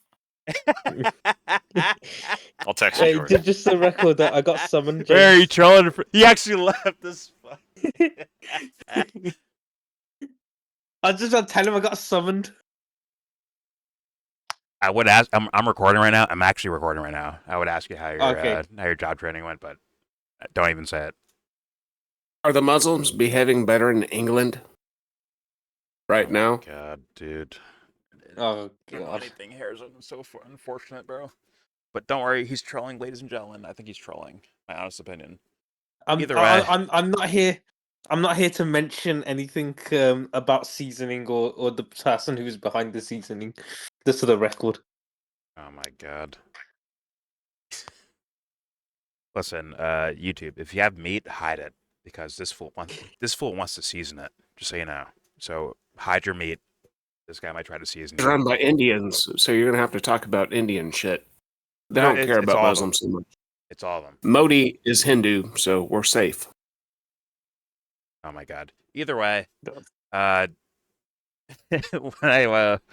I watch this video and it's like it feels like it's just kind of copy paste statements and information from whoever. It doesn't feel so intellectual to me. It feels quite kind of, I have to call it lazy. But there's a lot of words and there's a lot of words and a lot of big words in here that makes it sound like it's like studied and really like well thought out, but it actually does scream kind of pseudo intellectual. But let's continue with more of this from these guys. Here we go. From Brew. And just for the record, the audience, excuse my profile picture. Oh my god. So you like tries to troll in like the last seconds. Whatever. Do your thing. If you want to get wrecked by this entity called K2C, please go DM yourself in my Discord. Go join and message them yourself to get trolled for the rest of your life. Either way, let's continue. Here we go. Desperately wanted responsibility for tracking KSM, believing that the agency was too incompetent to handle it themselves. He warned his superiors that KSM could get lost in the bureaucratic shuffle if they didn't focus. His fears were justified, but they were also prophetic. When the decision came down, Washington logic prevailed. In his words, so typically they chose the worst solution. They cut the baby in half. Shore got responsibility for bin Laden and Mohammed Jamal Khalifa, KSM's financier from the Philippines. Another analyst got assigned to KSM. I don't remember reading a single intel report from the field about where he was, what he was up to, or who he was with. Just as Shore predicted, KSM had fallen into a bureaucratic black hole. By 1996, the intelligence agencies, and Washington at large, had pushed aside the threat of international terrorism. With budgets shrinking and memories fading, the CIA, FBI, and the US government naively concluded that the 1993 World Trade Center attack was an isolated event. Even if they found KSM, they didn't believe there would be any payoff. KSM had been completely dismissed as a priority. Throughout the late 1990s, he remained active, but largely invisible to American intelligence. He moved freely through Malaysia, where he met with leaders of the regional militant organization. How do you know this, then? Getting their support to build. How the fuck does this random YouTuber know all that, then? Make that make sense to me. But all right, here we go. If they were late and they tracked them, afterwards, and they're like, okay, let's put this information on the internet, and then fuckface found it on ChatGPT somewhere. Okay, here we go. Southeast Asian terror network. He worked for Islamic Charities in Bosnia, even registered with local authorities under his real name. The CIA was monitoring these very organizations for terrorist connections, but somehow they missed KSM's involvement, even though he wasn't even trying to hide. On August 7th, 1998, Al-Qaeda simultaneously detonated truck bombs outside the American embassies in Nairobi, Kenya, and Tanzania, killing 224 people and wounding over 4,500. KSM had nothing to do with these attacks, but he was watching, and he was impressed. He had met bin Laden before in 1996, when the Al-Qaeda leader asked him to join the terrorist organization. But KSM just wanted to help with funding his ambitious goal, the biggest attack yet on the United States. KSM suggested that they train jihadi pilots in the United States, simultaneously hijack up to 10 planes from both coasts. And this is standard documentary. Once their plan was completed, KSM would land the final plane in the middle of the United States, no, it's not. walk out onto the tarmac. No, it's not. Documentary. No, it's not. But remember the OJ one where we're like, how do you have that conversation? It's like, made it up. Docudrama style thing. But I've seen some good documentaries where the fucking guys get out of the fucking way and let the thing happen in front of them. That is... Okay, here we go. Public why this happened and what they should do to prevent it from happening again. Bin Laden promised he would think about it, but KSM didn't hear back. After seeing how devastating the embassy bombings had been, KSM sought a private audience with bin Laden himself. He still hadn't given up his plane hijacking idea, but now he was ready to join Al-Qaeda regardless. Sorry, YouTube, they when can't hear KSM me, returned to Afghanistan in 1999, bin Laden was much more open to his idea. He still believed that the notion of hijacking airliners on both coasts simultaneously was too complicated. But the basic premise, using airliners as weapons against American targets, was something he liked. If they could streamline it to just 4 or 5 US planes, he would fund it. Bin Laden assigned 4 experienced jihadists to serve as pilots, 2 Saudis and 2 Yemenis. KSM took them under his wing, teaching them how to navigate America. The 2 Saudis already had their visas, but the Yemenis were denied, not because of potential terrorist links, but because the U.S. was rejecting applicants they believed were potential economic migrants. This was an unexpected problem for KSM. While he was handling that problem, 4 young men living in Hamburg, Germany, had arrived at bin Laden's training camps, seeking passage to Chechnya, hoping to fight on behalf of their Muslim brothers. These men had lived in the West for years, had no criminal record or suspicious nature, spoke languages other than Arabic, and wanted to do right by God. They were the perfect candidates for KSM's plot. All 4 men received physical training in the camps, were taught how to live in America, and were prepared for the greatest challenge of all, learning to fly a plane. The 4 men returned to Germany and immediately applied for American flight schools and U.S. visas. The U.S. approved 3 of them, but not the 4th, a Yemeni named Ramzi bin Al-Shib. Al-Shib was known to be pretty lazy, rarely holding a job for more than a few weeks, but he was said to be surprisingly personable and charming to those around him. When his visa was rejected multiple times due to economic reasons, KSM asked Al-Shib to serve as the go-between for him and the hijackers, using coded email and chat room messages. That same month, an NSA satellite intercepted communications about an Al-Qaeda meeting in Kuala Lumpur, Malaysia. The CIA watched as suspected terrorists, including KSM's 2 Saudi pilots, gathered at a condominium overlooking a golf course. It was the intelligence breakthrough of a lifetime. The agency had identified 2 of the future 9/11 hijackers more than a year and a half before the attacks. On January 15, 2000, the 2 Saudis traveled under their own names from Bangkok to Los Angeles. At this point, the CIA now had an obligation to pass on the information to the more domestic-focused FBI, but they didn't. For some unknown reason, they never bothered to warn the Bureau that They're 2 like likely children. terrorists They had need to just be arrived in the subjugated. U.S. The 2 Saudis moved into the San Right Diego now. suburbs, renting a room in the home of a man who had previously acted as an FBI informant. But since the FBI knew nothing of the threat, and the informant didn't think there was anything strange about 2 young Arabs moving to the United States for the sole purpose of learning to fly planes, he never reported it to his contacts at the Bureau.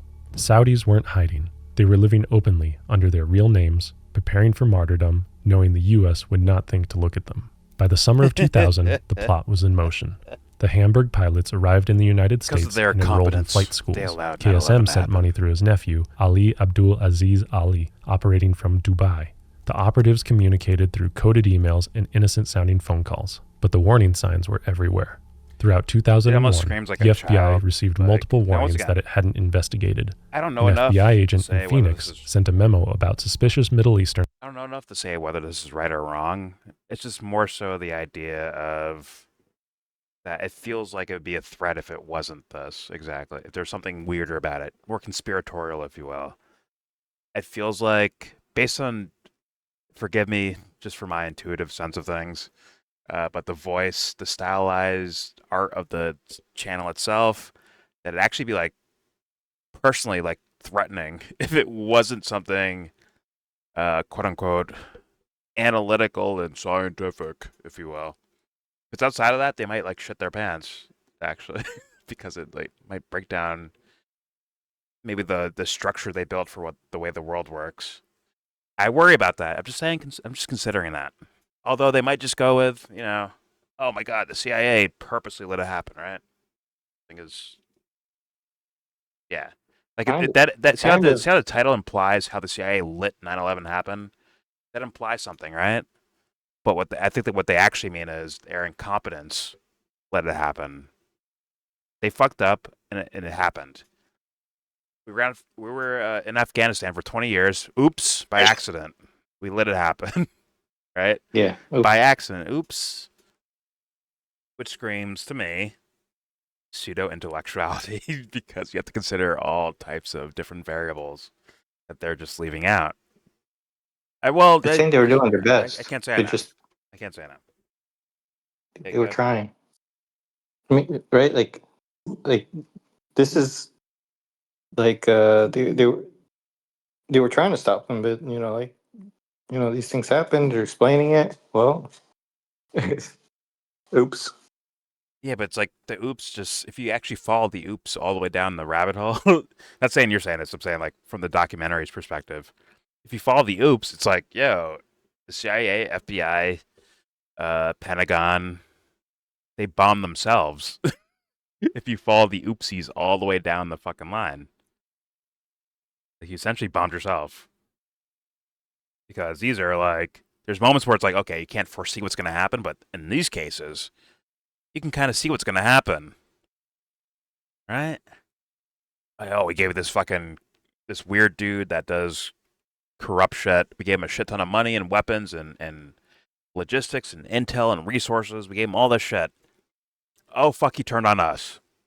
Like, yeah, you're bombing yourself now. See what I'm saying? Give him training, all that shit. It's like, once again, unless, I mean, you'd have to agree with me, like, these are the dumbest people on planet Earth at that point, right? Like, you don't see that people are going to, like, turn on you or something?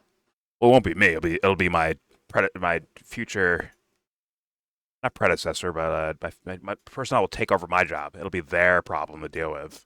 But I'll create the problem right here, which seems to be the case on the surface in regards to Middle Eastern issues and U.S. entanglement in them. Seems pretty fucking obvious. But then again, maybe I'm dumb and these guys are the smart ones. Here we go. At flight schools. A flight instructor in Minnesota reported that a French Moroccan, whom KSM had recruited as a backup pilot, was asking strange questions about flying, but not landing planes. The dots were never connected. The FBI's criminal investigators didn't talk to the CIA's intelligence analysts, while field agents' reports disappeared into more bureaucratic black holes. You know why Meanwhile, John Kiriakou KSM gets had been struggling to find more because operatives he for his actually has the mission. title. For the past not 2 trying to years, discredit he had been recruiting volunteers. Not trying to discredit John Kiriakou at all. It's just more so the idea, like, the only reason why people view him as credible, or a lot so, is like, hey, this guy was actually in the CIA, right? Doesn't mean he's, like, logically can figure things out so geniusly. It's that he has the credibility of the position. Pause. All right? That's the actual thing that, like, oh my God, John Kiriakou. Which is not to diminish what he may know or not know or whatever the fuck. It's more so to say, yeah, people want that idea of that type of credibility. But if I ask on a simple level, honest to God, like, just taking me as a person, my idea of the world, me right now, I'll say, right? Maybe not me in another time period, but me right now. I wouldn't ever be in John Kiriakou's position in the first place because, like, yo, this is fucking stupid. What the fuck? This is dumb. Now, granted, he had to have his moment where he, like, maybe figured things out. Oh, fuck, they're playing us. I'm getting played. But at the same time, it's like, you don't need that label to be considered an expert on whatever the fuck. Like, some people would say no, off rip. Wouldn't they be outflanking John Kiriakou at that point? Like, I don't want nothing to do with this fucking shit. As far as, you know, counterterrorism and the way you guys do things. Fuck that. But there's like a mystique about it towards like, oh my God, what they do is so fucking complicated that, right? Like, yeah, we don't know the details, but guess what? It's probably really, really complicated. So thus we can't have any input on it. Like, that's bullshit. That is bullshit. I'm not sitting around waiting for John Kiriakou to tell me about what's happening in Venezuela, the Venezuela boats in the middle of the ocean. I'm not waiting for that. I'm sorry. I see it with my fucking eyes. I'm like, yeah, that's wrong. You can't do that. That's bad. I'm not waiting for hidden files to come out. Like, no, that's bad on the surface. Whatever way you split it, it's fucking bad. But, yeah, you know, it is what it is. Just howling at the moon. Here we go. Many of whom couldn't get visas or backed out of the plot. He ended up with 19 hijackers. On the morning of September 11th, 2001, those hijackers boarded 4 commercial airlines. Most of them were Saudi volunteers, with 3 being the Hamburg pilots trained and directed by KSM. And then they did the unthinkable. At 8:46 a.m., American Airlines Flight 11 struck the North Tower of the World Trade Center. 17 minutes later, United Airlines Flight 175 hit the South Tower. Within an hour, another plane hit the Pentagon, and Flight 93's hijacking was heroically foiled by those on board, sending the plane plummeting into a field instead of its intended target, the White House. The horrific attack KSM had been dreaming of since his college days in North Carolina was finally complete. 2 months later, U.S. military forces in Jalalabad raided a house, finding a videotape that would change everything. The video showed Osama bin Laden speaking with his associates, pointing to a figure out of frame who was referred to as Mukhtar, the chosen one. He praised Mukhtar as the mastermind of the attacks and thanked him profusely. It was the first time the intelligence communities had heard of any al-Qaeda member being referred to by this name, a name that, in Arab countries, is commonly given to a highly revered leader of a community. This now meant that not only had the CIA and the FBI failed to prevent the attacks, but they were still completely unaware of the identity of potentially the most pivotal player in this whole plot. Meanwhile, 9/11 was just the beginning of a series of chaotic incidents secretly orchestrated by KSM, beginning with a failed shoe bombing and the abduction of a Wall Street Journal reporter investigating it. Authorities later received a video showing a masked KSM personally executing the reporter, a clear and direct threat. The intelligence community was bombarded with visuals of KSM's attacks from around the world, reminding them that he wasn't going to stop, and if they didn't stop him, he might return for a second wave attack against the U.S. While KSM was indulging in his murderous spree of destruction around the world, the FBI was struggling to handle the fallout of 9/11 and piece together what had happened.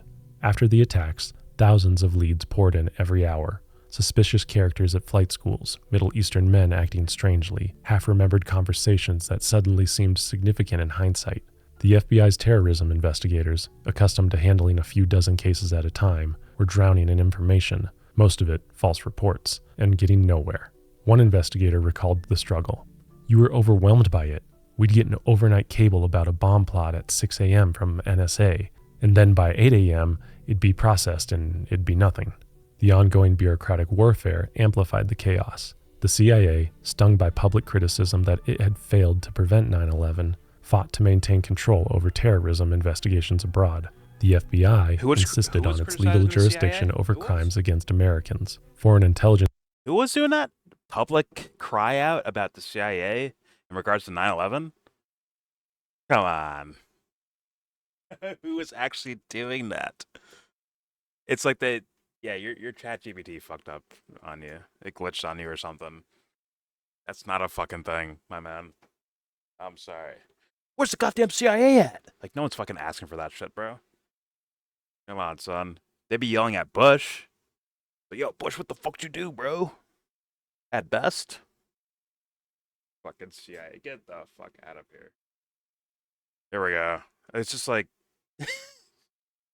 Here we go. Services played their own games, sharing some information with the CIA while holding back other details at a moment that required full cooperation to prevent further bloodshed. Nowhere was this more problematic than in Pakistan, where many al-Qaeda leaders had fled after the Taliban's collapse. Pakistani Inter-Services Intelligence, or the ISI for short, had long-standing ties to jihadist groups. Now the U.S. would be forced to work with an uncomfortable, possibly untrustworthy ally. CIA Station Chief Bob Grainer found himself managing the most complex intelligence operation in history. For over a year, he had received essentially no cooperation from the ISI, but 9/11 changed things. A proper partnership was absolutely necessary. American agents began working alongside Pakistani forces in midnight raids throughout the country, targeting potential al-Qaeda targets, but still, Chief Grainer was never 100% certain whether his local partners were allies or adversaries. The mistrust was mutual. Every raid was led by a single CIA agent, an FBI agent if the CIA allowed it, and an ISI agent. But Pakistan demanded that only the Pakistani forces could enter the targeted homes while the Americans had to wait outside. The Americans, already suspicious of the ISI's vested interest in jihadi groups, were obviously concerned. Despite enormous resources and manpower, the hunt for al-Qaeda's leadership seemed to produce only mid-level operatives and foot soldiers. The leadership was nowhere to be found. Zubaydah's capture in spring 2002 was the most significant achievement for the Americans. Keeping him alive was an even bigger miracle. But when he revealed KSM as the secret mastermind to the FBI, the CIA wasn't happy. President Bush had vowed that the CIA would be the lead agency in fighting al-Qaeda, and they had somehow missed out on the most significant piece of intel yet. They immediately sent new interrogators, CIA men, to take over, telling the FBI, "You will help the CIA. If they want you to, you provide questions. If they want you to do guard duty, you're going to do guard duty." The CIA interrogators dismissed the FBI's rapport building method as too slow. They only wanted one piece of information: when would the next attack be? And to get it, they were prepared to use techniques that seemed less like interrogation and more like torture. It was a pattern that would repeat throughout the War on Terror. Strategic intelligence gathering sacrificed for rushed attempts to force information out of people through the applied use of pain and suffering, which often led nowhere. Meanwhile, on the other side of the world, KSM was adapting to his new reality. He moved constantly through Karachi's sprawling slums, using the city's millions of inhabitants as human camouflage. He communicated through couriers and coded messages, always staying one step ahead of his pursuers. But he wasn't laying low. He was becoming increasingly brazen and unpredictable, taunting the U.S. authorities. On April 11, 2002, on the island of Jerba, Tunisia, KSM used his newly built terrorist network to pull off al-Qaeda's first successful mass attack since 9/11. A natural gas truck filled with explosives pulled up and detonated outside a synagogue, killing 21 people, most of them German nationals. The German government immediately launched into their own investigation, and the Americans were again reminded of how seemingly untouchable and unpredictable this Mukhtar was. They had to move fast if they were going to get him. The next breakthrough in the case came from an unexpected source, none other than KSM himself. Later that month, Yasri Fouda, a correspondent for Al Jazeera television, received a strange phone call. The mystery caller asked what he had planned for his show on the first anniversary of 9/11. 4 days later, Fouda received a proposal for a 3-part series on the attacks, with the full cooperation of al-Qaeda and an invitation to Islamabad for an exclusive interview with an unknown person of interest. Fouda agreed, but he couldn't have expected where it would take him. After weeks of negotiations conducted through intermediaries, Fouda found himself blindfolded in the backseat of a car driving through Karachi's crowded streets. His escort took him to a modest 4th-floor apartment where his blindfold was removed. 2 men were waiting in the apartment. One was tall and thin with a prominent beard. The other was short and stocky, wearing thick glasses. The short one asked him a simple question: "Recognize us yet?" They introduced themselves as Ramzi bin al-Shib and Khalid Sheikh Mohammed, KSM himself.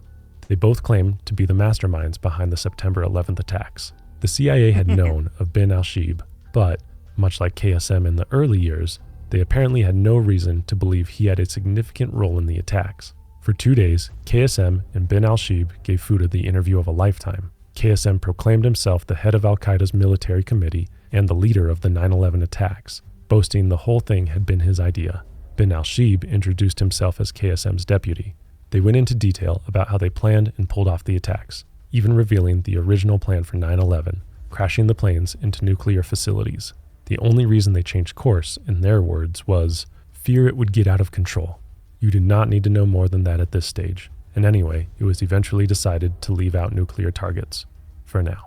When the interview was over, KSM walked him to the street to say goodbye, handing him a box. Inside was a will made by one of the 9/11 hijackers, a controversial document on what KSM called the New Crusades, and a video featuring a beheading of a Wall Street Journal reporter. KSM was relaxed, confident, even jovial, treating the interview as a kind of victory lap. Fouda couldn't believe how nonchalant and indifferent he was, even telling Fouda, "You would make the perfect terrorist. I mean, look at yourself. You are young, intelligent, highly educated, well organized. You speak good English, you live in London, and you are single."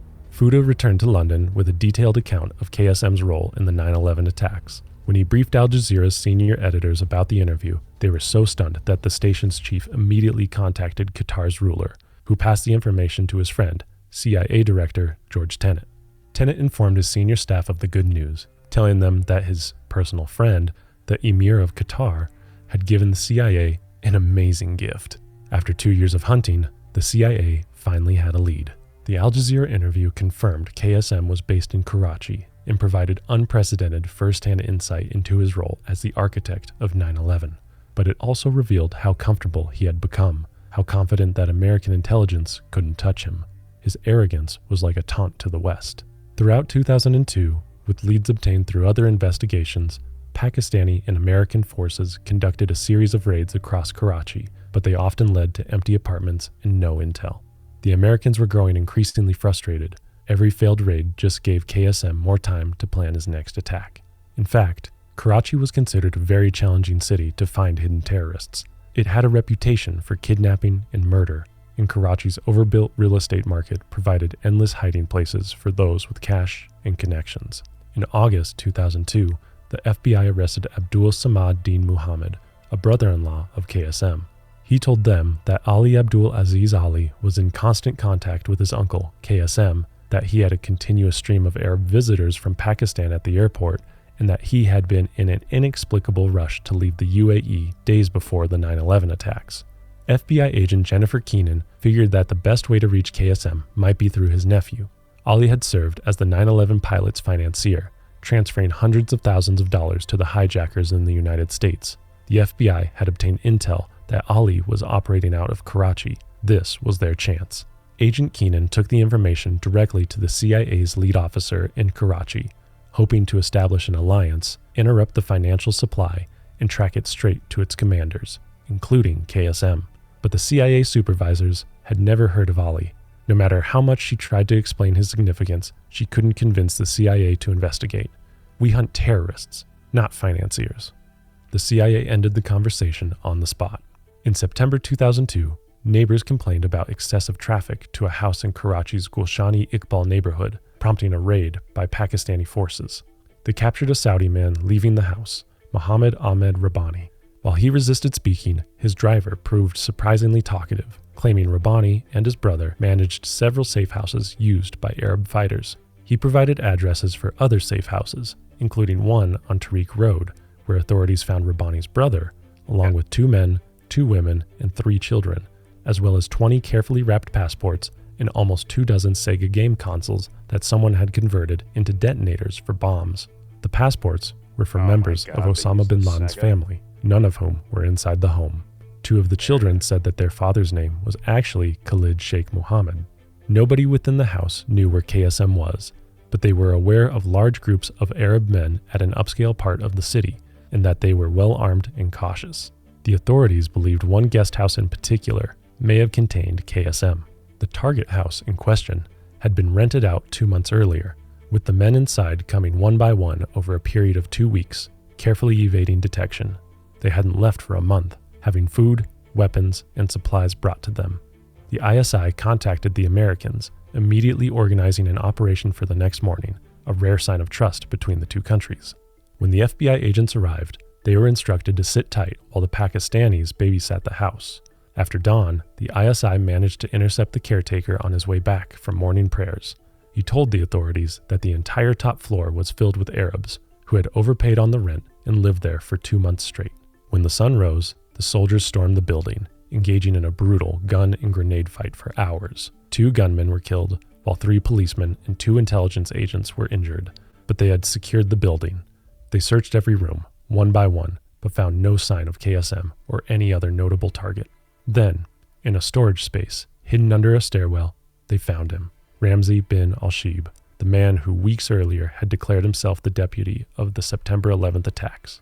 He and another man were holding knives to their throats, vowing to die rather than talk. The Pakistani agents wrestled the weapons away, securing the 2 men. The raid that netted bin al-Shib also produced a treasure trove of intelligence, computers, phones, documents, and several other suspected terrorists, but questioning al-Shib proved pointless. The CIA soon discovered that his role was simply relaying instructions back and forth. His self-proclaimed role as deputy was completely insignificant. KSM was the sole mastermind, and he was still nowhere to be found. The agents had asked just about everybody they encountered for the address of KSM's latest safe house. They obtained an address from almost everybody they asked, but never the same one. If the intel could be trusted, it meant he was constantly on the move, never staying in one place for long. While the Americans struggled to track him down, KSM was free to orchestrate his biggest international attack since 9/11. On October 12, 2002, at approximately 11:05 p.m. in Bali, Indonesia, a bomber detonated an explosive vest inside Paddy's Irish Bar, a popular spot for tourists. As the terrified crowd fled outside, they ran right into the blast of another, much bigger car bomb. 202 people from 21 countries were killed in the incident, including 7 Americans. No intelligence agency in the world was prepared for the Bali bombings. The attack had completely evaded not only the US agencies, but also the British and Australian ones. While the CIA agents were determined to continue chasing the ghost that was KSM, the FBI was employing other, more forensic methods to close in on their suspect. Jennifer Keenan and her team were scouring the vast amounts of evidence that they had collected from the previous raids: cell phones, computers, and notepads. While the CIA had dismissed the idea of pursuing the money trail, Keenan and her team were actively working on it. Dennis Lermel, the FBI's financial crimes expert, had assembled a team of forensic accountants to trace al-Qaeda's funding sources. However, even he was hindered by mismanagement from the top. Whenever a new lead or question surfaced, the FBI assigned one of Lermel's investigators to handle it, removing another member from his team. However, there was no strategic plan in place for any of the investigators. So, he wrote one. Lermel believed that his team should focus entirely on the money trail, following it from start to finish. Within a week, they traced wire transfers, credit card purchases, and cash movements across multiple countries, tracing the transactions from the 9/11 hijackers' bank accounts to the UAE, where KSM had sent his nephew, Ali Abdul Aziz Ali, and an associate to handle the money. They were wiring funds to the hijackers from local exchange centers that required no identification. The investigation provided some insight into KSM's methods. He rarely used banks, preferring informal money transfer systems like Hawala that left minimal paper trails. When he did use formal financial institutions, it was through associates and cutouts who often didn't know their actual client's identity. By early 2003, the net was closing. American and Pakistani forces had mapped much of KSM's network, identified his key facilitators, and established patterns in his movements. They had also gained what intelligence professionals call tactical leverage, enough captured associates to make KSM's position increasingly precarious. But then they had one final surprising informant, a walk-in who came to Pakistani authorities with detailed information about KSM's location. The informant's identity remains classified, but we do know he was someone who had direct access to KSM's inner circle. Some reports suggest he was motivated by the $25 million bounty on KSM's head. Others indicate he was a Pakistani intelligence asset who had been cultivating access to al-Qaeda's high-ranking operatives for months. Whatever his motivation, the CIA had been working with the informant for over a year. He had been vetted, passed polygraph tests, and had consistently delivered on the intel that the CIA wanted. But now, he had the most crucial task of all: to reconnect with KSM. For months, he had tried to meet with KSM in person, but that proved impossible. The CIA had to find an alternative plan. They would lure KSM to him. The agency fed information, which is still classified to this day, to the informant, who then passed it on to KSM, who agreed to meet with him in Rawalpindi on February 28th. Unlike the massive operation that had captured Abu Zubaydah, this would be small and surgical. Too many people were aware of the intelligence failures of the previous 2 years. Small. The agency fed information, which is still classified to this day, to the informant, who then passed it on to KSM, who agreed to meet with him in Rawalpindi on February 28th. Unlike the massive operation that had captured Abu Zubaydah, this would be small and surgical. Too many people were aware of the intelligence. What part are you looking for, man? What'd you say? Can you go back to just right? He said something was classified to this day, and I'm wondering what he was saying, because, like, if it was classified to this day, how do you know? So I'm like, am I missing something? I think I went far enough back here. Either way, here we go. Okay. Here we go. KSM's head. Others indicate he was a Pakistani intelligence asset who had been cultivating access to al-Qaeda's high-ranking operatives for months. Whatever his motivation, the CIA had been working with the informant for over a year. He had been vetted, passed polygraph tests, and had consistently delivered on the intel that the CIA wanted. But now, he had the most crucial task of all: to reconnect with KSM. For months, he had tried to meet with KSM in person, but that proved impossible. The CIA had to find an alternative plan. They would lure KSM to him. The agency fed information, which is still classified to this day, to the informant, who then passed it on to KSM, who agreed to meet with him in Rawalpindi on February 28th. Unlike the massive operation that had captured Abu Zubaydah, this would be small and surgical. Too many people were aware of the intelligence failures of the previous 2 years. There could be no leak and no last-minute escapes for KSM. The CIA put together a team made up almost exclusively of its own agents and a few ISI members who were deliberately not told who the target was. The CIA, unsurprisingly, excluded the FBI. That night, in Rawalpindi, KSM arrived at his safe house at around 9 p.m. The informant was brought to the home not long after. They spoke for an hour about the intel that the informant claimed to have, but KSM had made a big mistake. Despite being paranoid and vigilant about cell phones in his space, he had, for some reason, allowed the informant to bring his phone into the house. When he slipped into the bathroom, the informant sent a text to his Pakistani CIA handlers. "I am with KSM." When they reached the site, the CIA rushed the informant off to the Islamabad airport with plans to put him on a plane and fly him out of the country before KSM even knew what was happening. Meanwhile, the American and Pakistani forces took their positions outside the safe house and waited in the dark until they were certain that KSM, who was known to be a night owl, would be asleep. At 2 a.m. local time, the Pakistani forces broke through the gate and the front doors, then herded his family into a back room. When they reached his room, KSM was, surprisingly, still asleep in his pajamas.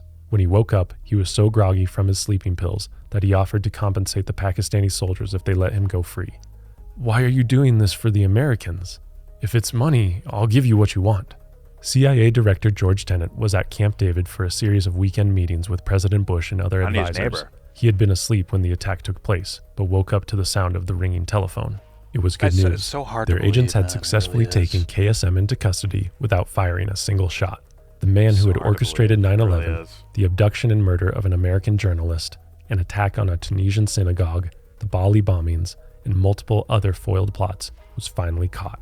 The soldiers had caused so much noise breaking in that they woke the neighbors, and by morning, the scene was swarming with cameras and local media. By that afternoon, the Pakistani press reported that KSM had been captured, but the story was already evolving into myth. Pakistani officials, eager to claim credit for the operation, told the local truth? media that KSM had engaged in a fierce gun battle before surrendering. They said that he boldly wrestled with his pursuers, grabbed the rifle of an ISI agent, and shot one of the soldiers in the foot before being subdued. Meanwhile, KSM was on a CIA aircraft bound for a black site in Poland, beginning what would become the most extensive interrogation in the history of the War on Terror. While KSM's capture was making news around the world, the CIA was still looking to control the narrative. They had been concerned that Pakistani press coverage was covering the story with photos see that all made the KSM stylization appear that make it handsome. feel like this Even is their own CIA exactly what photos, happened. taken after capture, in their eyes, didn't look attractive Hard to just enough. An dive agent in, had to but mess up it really is. KSM's hair and take another picture to make him look unpresentable enough to Yeah, share it with is. the world for the first time. The US and Pakistani media Looks like were a Mario proudly brother. hailing this as a critical victory in the war against terror. But in a way, the US had already lost. Almost 3,000 people had been killed on September 11th. Had the FBI and CIA worked together, cooperated on operations and leads, Oh, okay, that's what we and need shared more the of. intel they Okay. were receiving, it's possible that 9/11 and all of KSM's other attacks could have been prevented. KSM Oh, shit, succeeded for in real? his heinous crimes. So if these guys just work harder together, maybe we can stop. We can prevent these things. But once again, to me, it screams like fuck faces bomb themselves. You know, Guys that if operate in these jurisdiction, worlds. if jurisdiction wasn't an issue, Well, they should blend together. Basically, CIA and FBI should just be the same thing. well, this fuckface on YouTube wants more cooperation because he's a smarty pants. He's so fucking smart. Or sorry, him and his research team, aka ChatGPT, are so fucking smart that they figured out, like, hey, if they worked together, they would have stopped this. It's like, no, they, in a way, like directly play a role in causing it. Directly. I don't believe this in any sense. What the fuck are you talking about? Are you trolling me? You're trolling me. I don't think a single Arab person was part of the World Trade Center collapse. I'm not even going there. I'm going with on the surface stuff, sir. Forget about the conspiracy theories. We have documentation of them funding certain groups in the Middle East to do other military shit that ended up leading to 9/11 on the surface, right? Like blatantly. And it's like he's like they should work hard together. Excuse me? The pathological mindset that created these situations in the first place? You want them to fucking handle things? Get the fuck out of here. I'm sorry. I'm sure there's like individual people within the FBI or CIA that are just like well-meaning people that are they're bots, you know, but they ended up in that position. It is what it is. Life happens, right? I get that. But I'm saying like the overall like movers and shakers of things. Like, come on, dude. I'm not stupid. And to pretend that because you memorize the documents of these same pathological individuals, because you memorize that means it's like this is the right answer. This is what's true. These are facts. It's fucking batshit crazy to me. It is. I'm sorry, dude. It's if they worked harder together, maybe things would have got stuck. Like them working together probably caused all these things in the first place. Not caused it, but played a role in the events that happened. From motherfuckers in the U.S. to motherfuckers in Afghanistan or wherever. Like, come on, man. You guys like trying to live like an action movie versus like, yo, this is fucking stupid. These are dumb people. These are dweebs. Dweebs with no sense of like self-importance want to live movies out in front of our fucking lives. Like, come, it's blatant too. It is blatant. They want to be. They want to be like movie characters in front of our eyes, within their own lives. They want to do that. It seems like because they're bored with their own dweeby existences. I say fuck that. Go get a fucking hobby. Go knit or something like that. Go to the gym. Whatever. Fucking hell, man. Whatever. Here we go. Like I could say that, but no one's gonna believe me. But I'm telling you right now, like it's that simple. It really is that simple. You don't believe me? Go check your own fucking life. What do you do in your own life? Where it's like, damn, that was exactly preventable. I didn't have to do that, but I did it anyways. Go check yourself. Go check out why you do things like that. Now look at these motherfuckers. I dare you to. I hardcore dare you to. Everyone listening. I dare you to. Good fucking luck. Let's hit play and read from ChatGPT. Here we go. In part because of the disorganization, lack of communication, and debilitating pride at the top levels of the intelligence community. But his streak of terror was finally over, and his reckoning was just beginning. For the next 3 years, KSM was held at a series of CIA black sites in Poland, Romania, Lithuania, and other European countries. CIA interrogators subjected him to what they sugarcoated as enhanced interrogation techniques, a code word for waterboarding, stress positions, sleep deprivation, and psychological manipulation. According to CIA records, agents waterboarded KSM 183 times. The technique, which simulates drowning, was designed to break down his resistance. Which everyone knows will not get, like, if you're being tortured to death, you might just say things out loud. You might just say them anyways. So even on the psychological level, doesn't even, like, that's stupid, right? That's dumb. Dumb on the psychology level, which is what these quote-unquote enhanced interrogation techniques are supposed to be doing, right? You're supposed to apply pressure to your psyche to get you to say things out loud. But it might actually have the opposite effect. Well, I'm sorry. Say the truth out loud, right? Your own honest position. Isn't that funny, huh? How does that happen? Where you see like the other technique or techniques are actually more effective. Not that I agree with them so much, right? I'm not trying to like enter someone's mind. That'd be kind of creepy to me. But I'm just saying, like, there's a version of where you're like just talking to them. You can kind of get things out of them versus I'm going to put a gun to your head or I'm going to fucking burn your arm every time I think you lie to me until I get the answer I want to hear. Somehow, the quote-unquote the less masochistic version of interrogation is actually more effective too. Look at that. And it begs the question, like, well, why do the horrible version of that? I mean, they're both horrible, but like the physically horrible version of that. It begs the question, doesn't it? It begs a lot.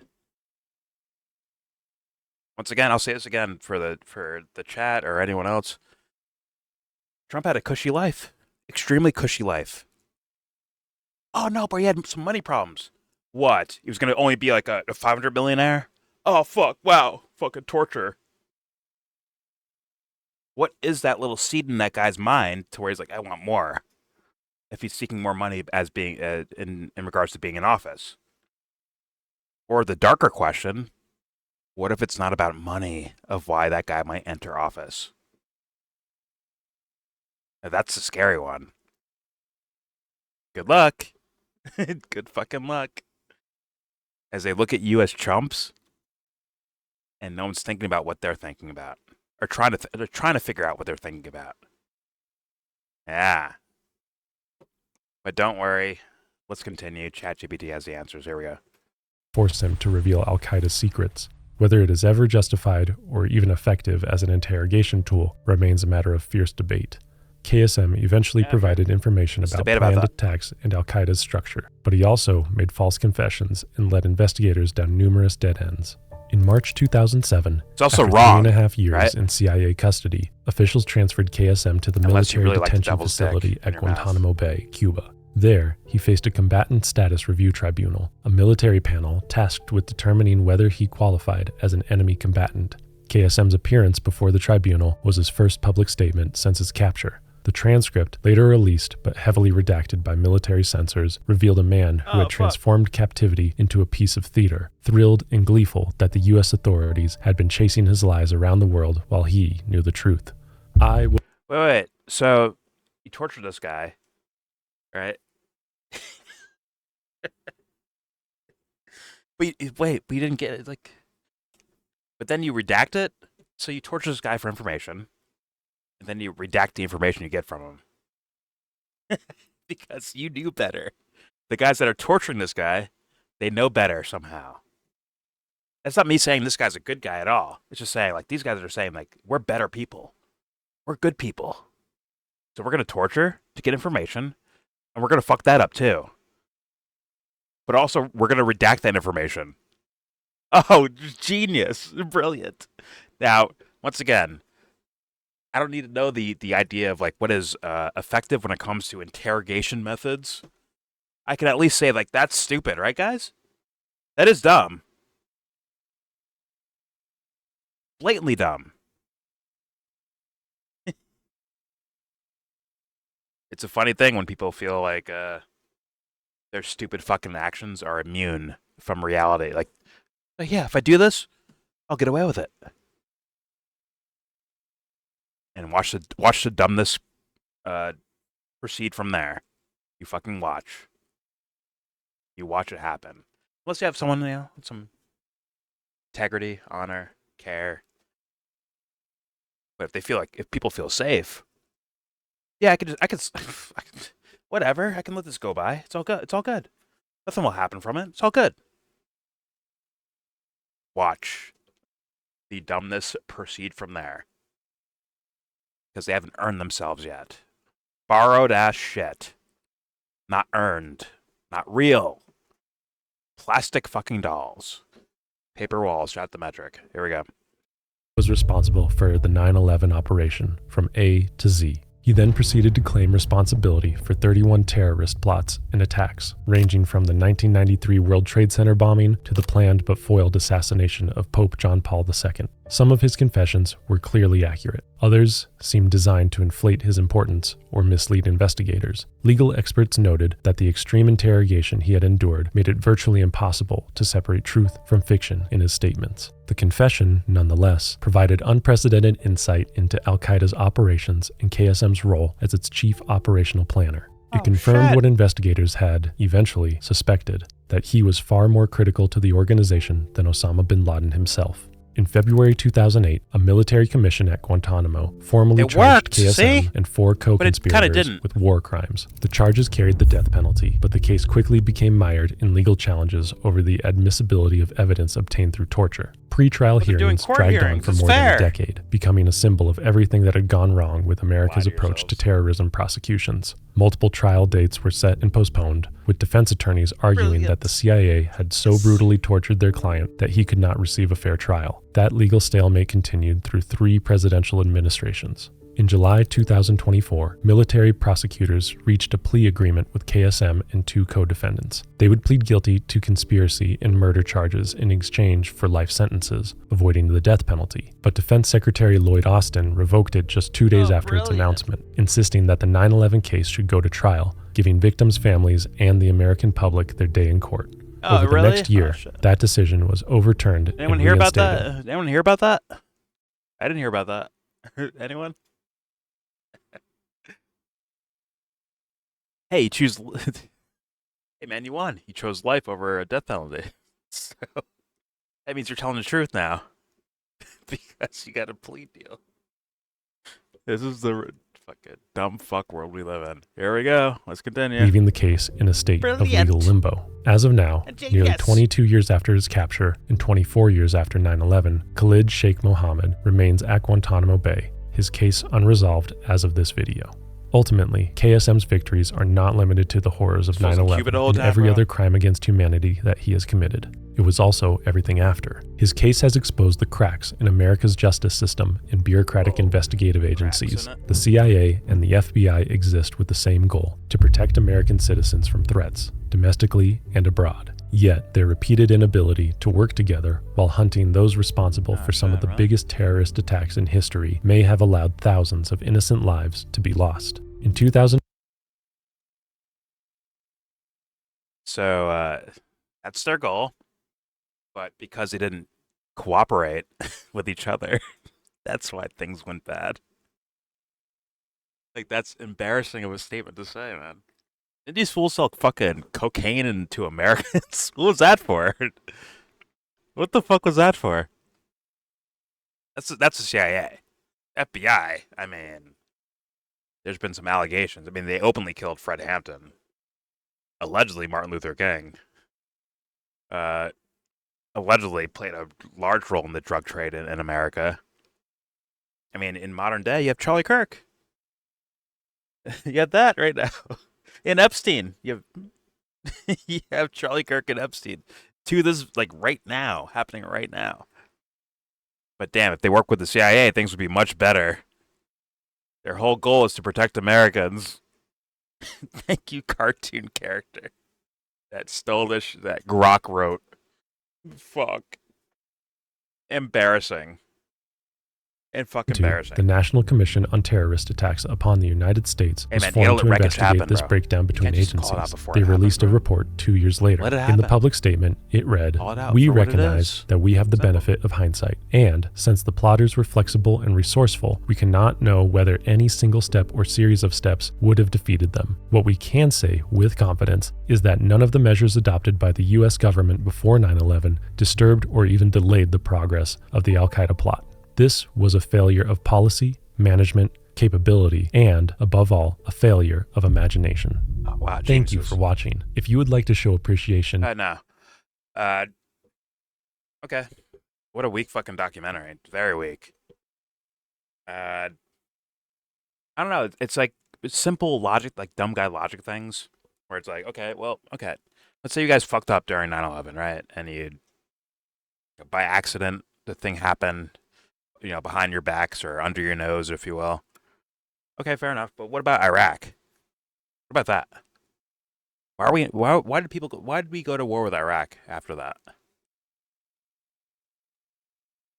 And it's like, now you're in an IQ test at that point, right? For those guys that were involved in this, and they're like, yo, all right, we fucked up. All right, you fucked up, but like Iraq though. How'd that happen? Make that make sense. Let's say you guys fucked up, but everything that you were doing, you believed in. I believe this is the case, and yada, yada, yada. But then how does Iraq happen? I want those same fools explaining that too. That's not going to happen, is it? Probably not. Because it's such, once again, caveman fucking logic. I should switch that up. Instead of saying dumb guy logic, I'll say caveman logic, where it's like so simple.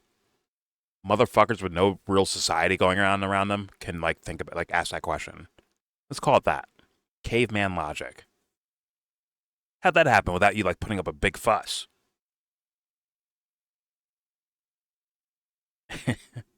Towards like, yo, I quit. I mean, the guys that were working on the 9/11 stuff, I mean, I'm surely 2 years later, they're probably still around during the Iraq war stuff. So why weren't they like, yo, we're going to Iraq? What? Doesn't make sense.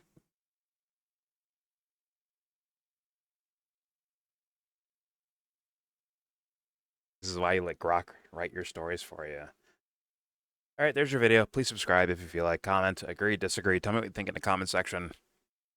I mean, yeah, we did a lot of talking over the fucking video. It is what it is. But either way, I got to heat up a nice meal and eat that. Pause.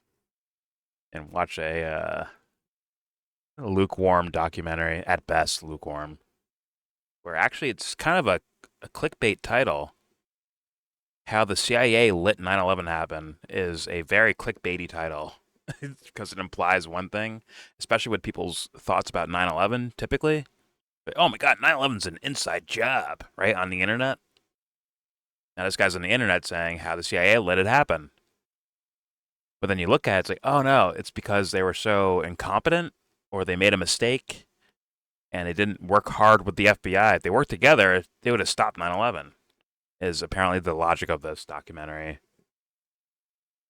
I say, good luck to you fools with no fucking brain cells. Good luck to you. But yeah, if you're thinking in the comments, please do that.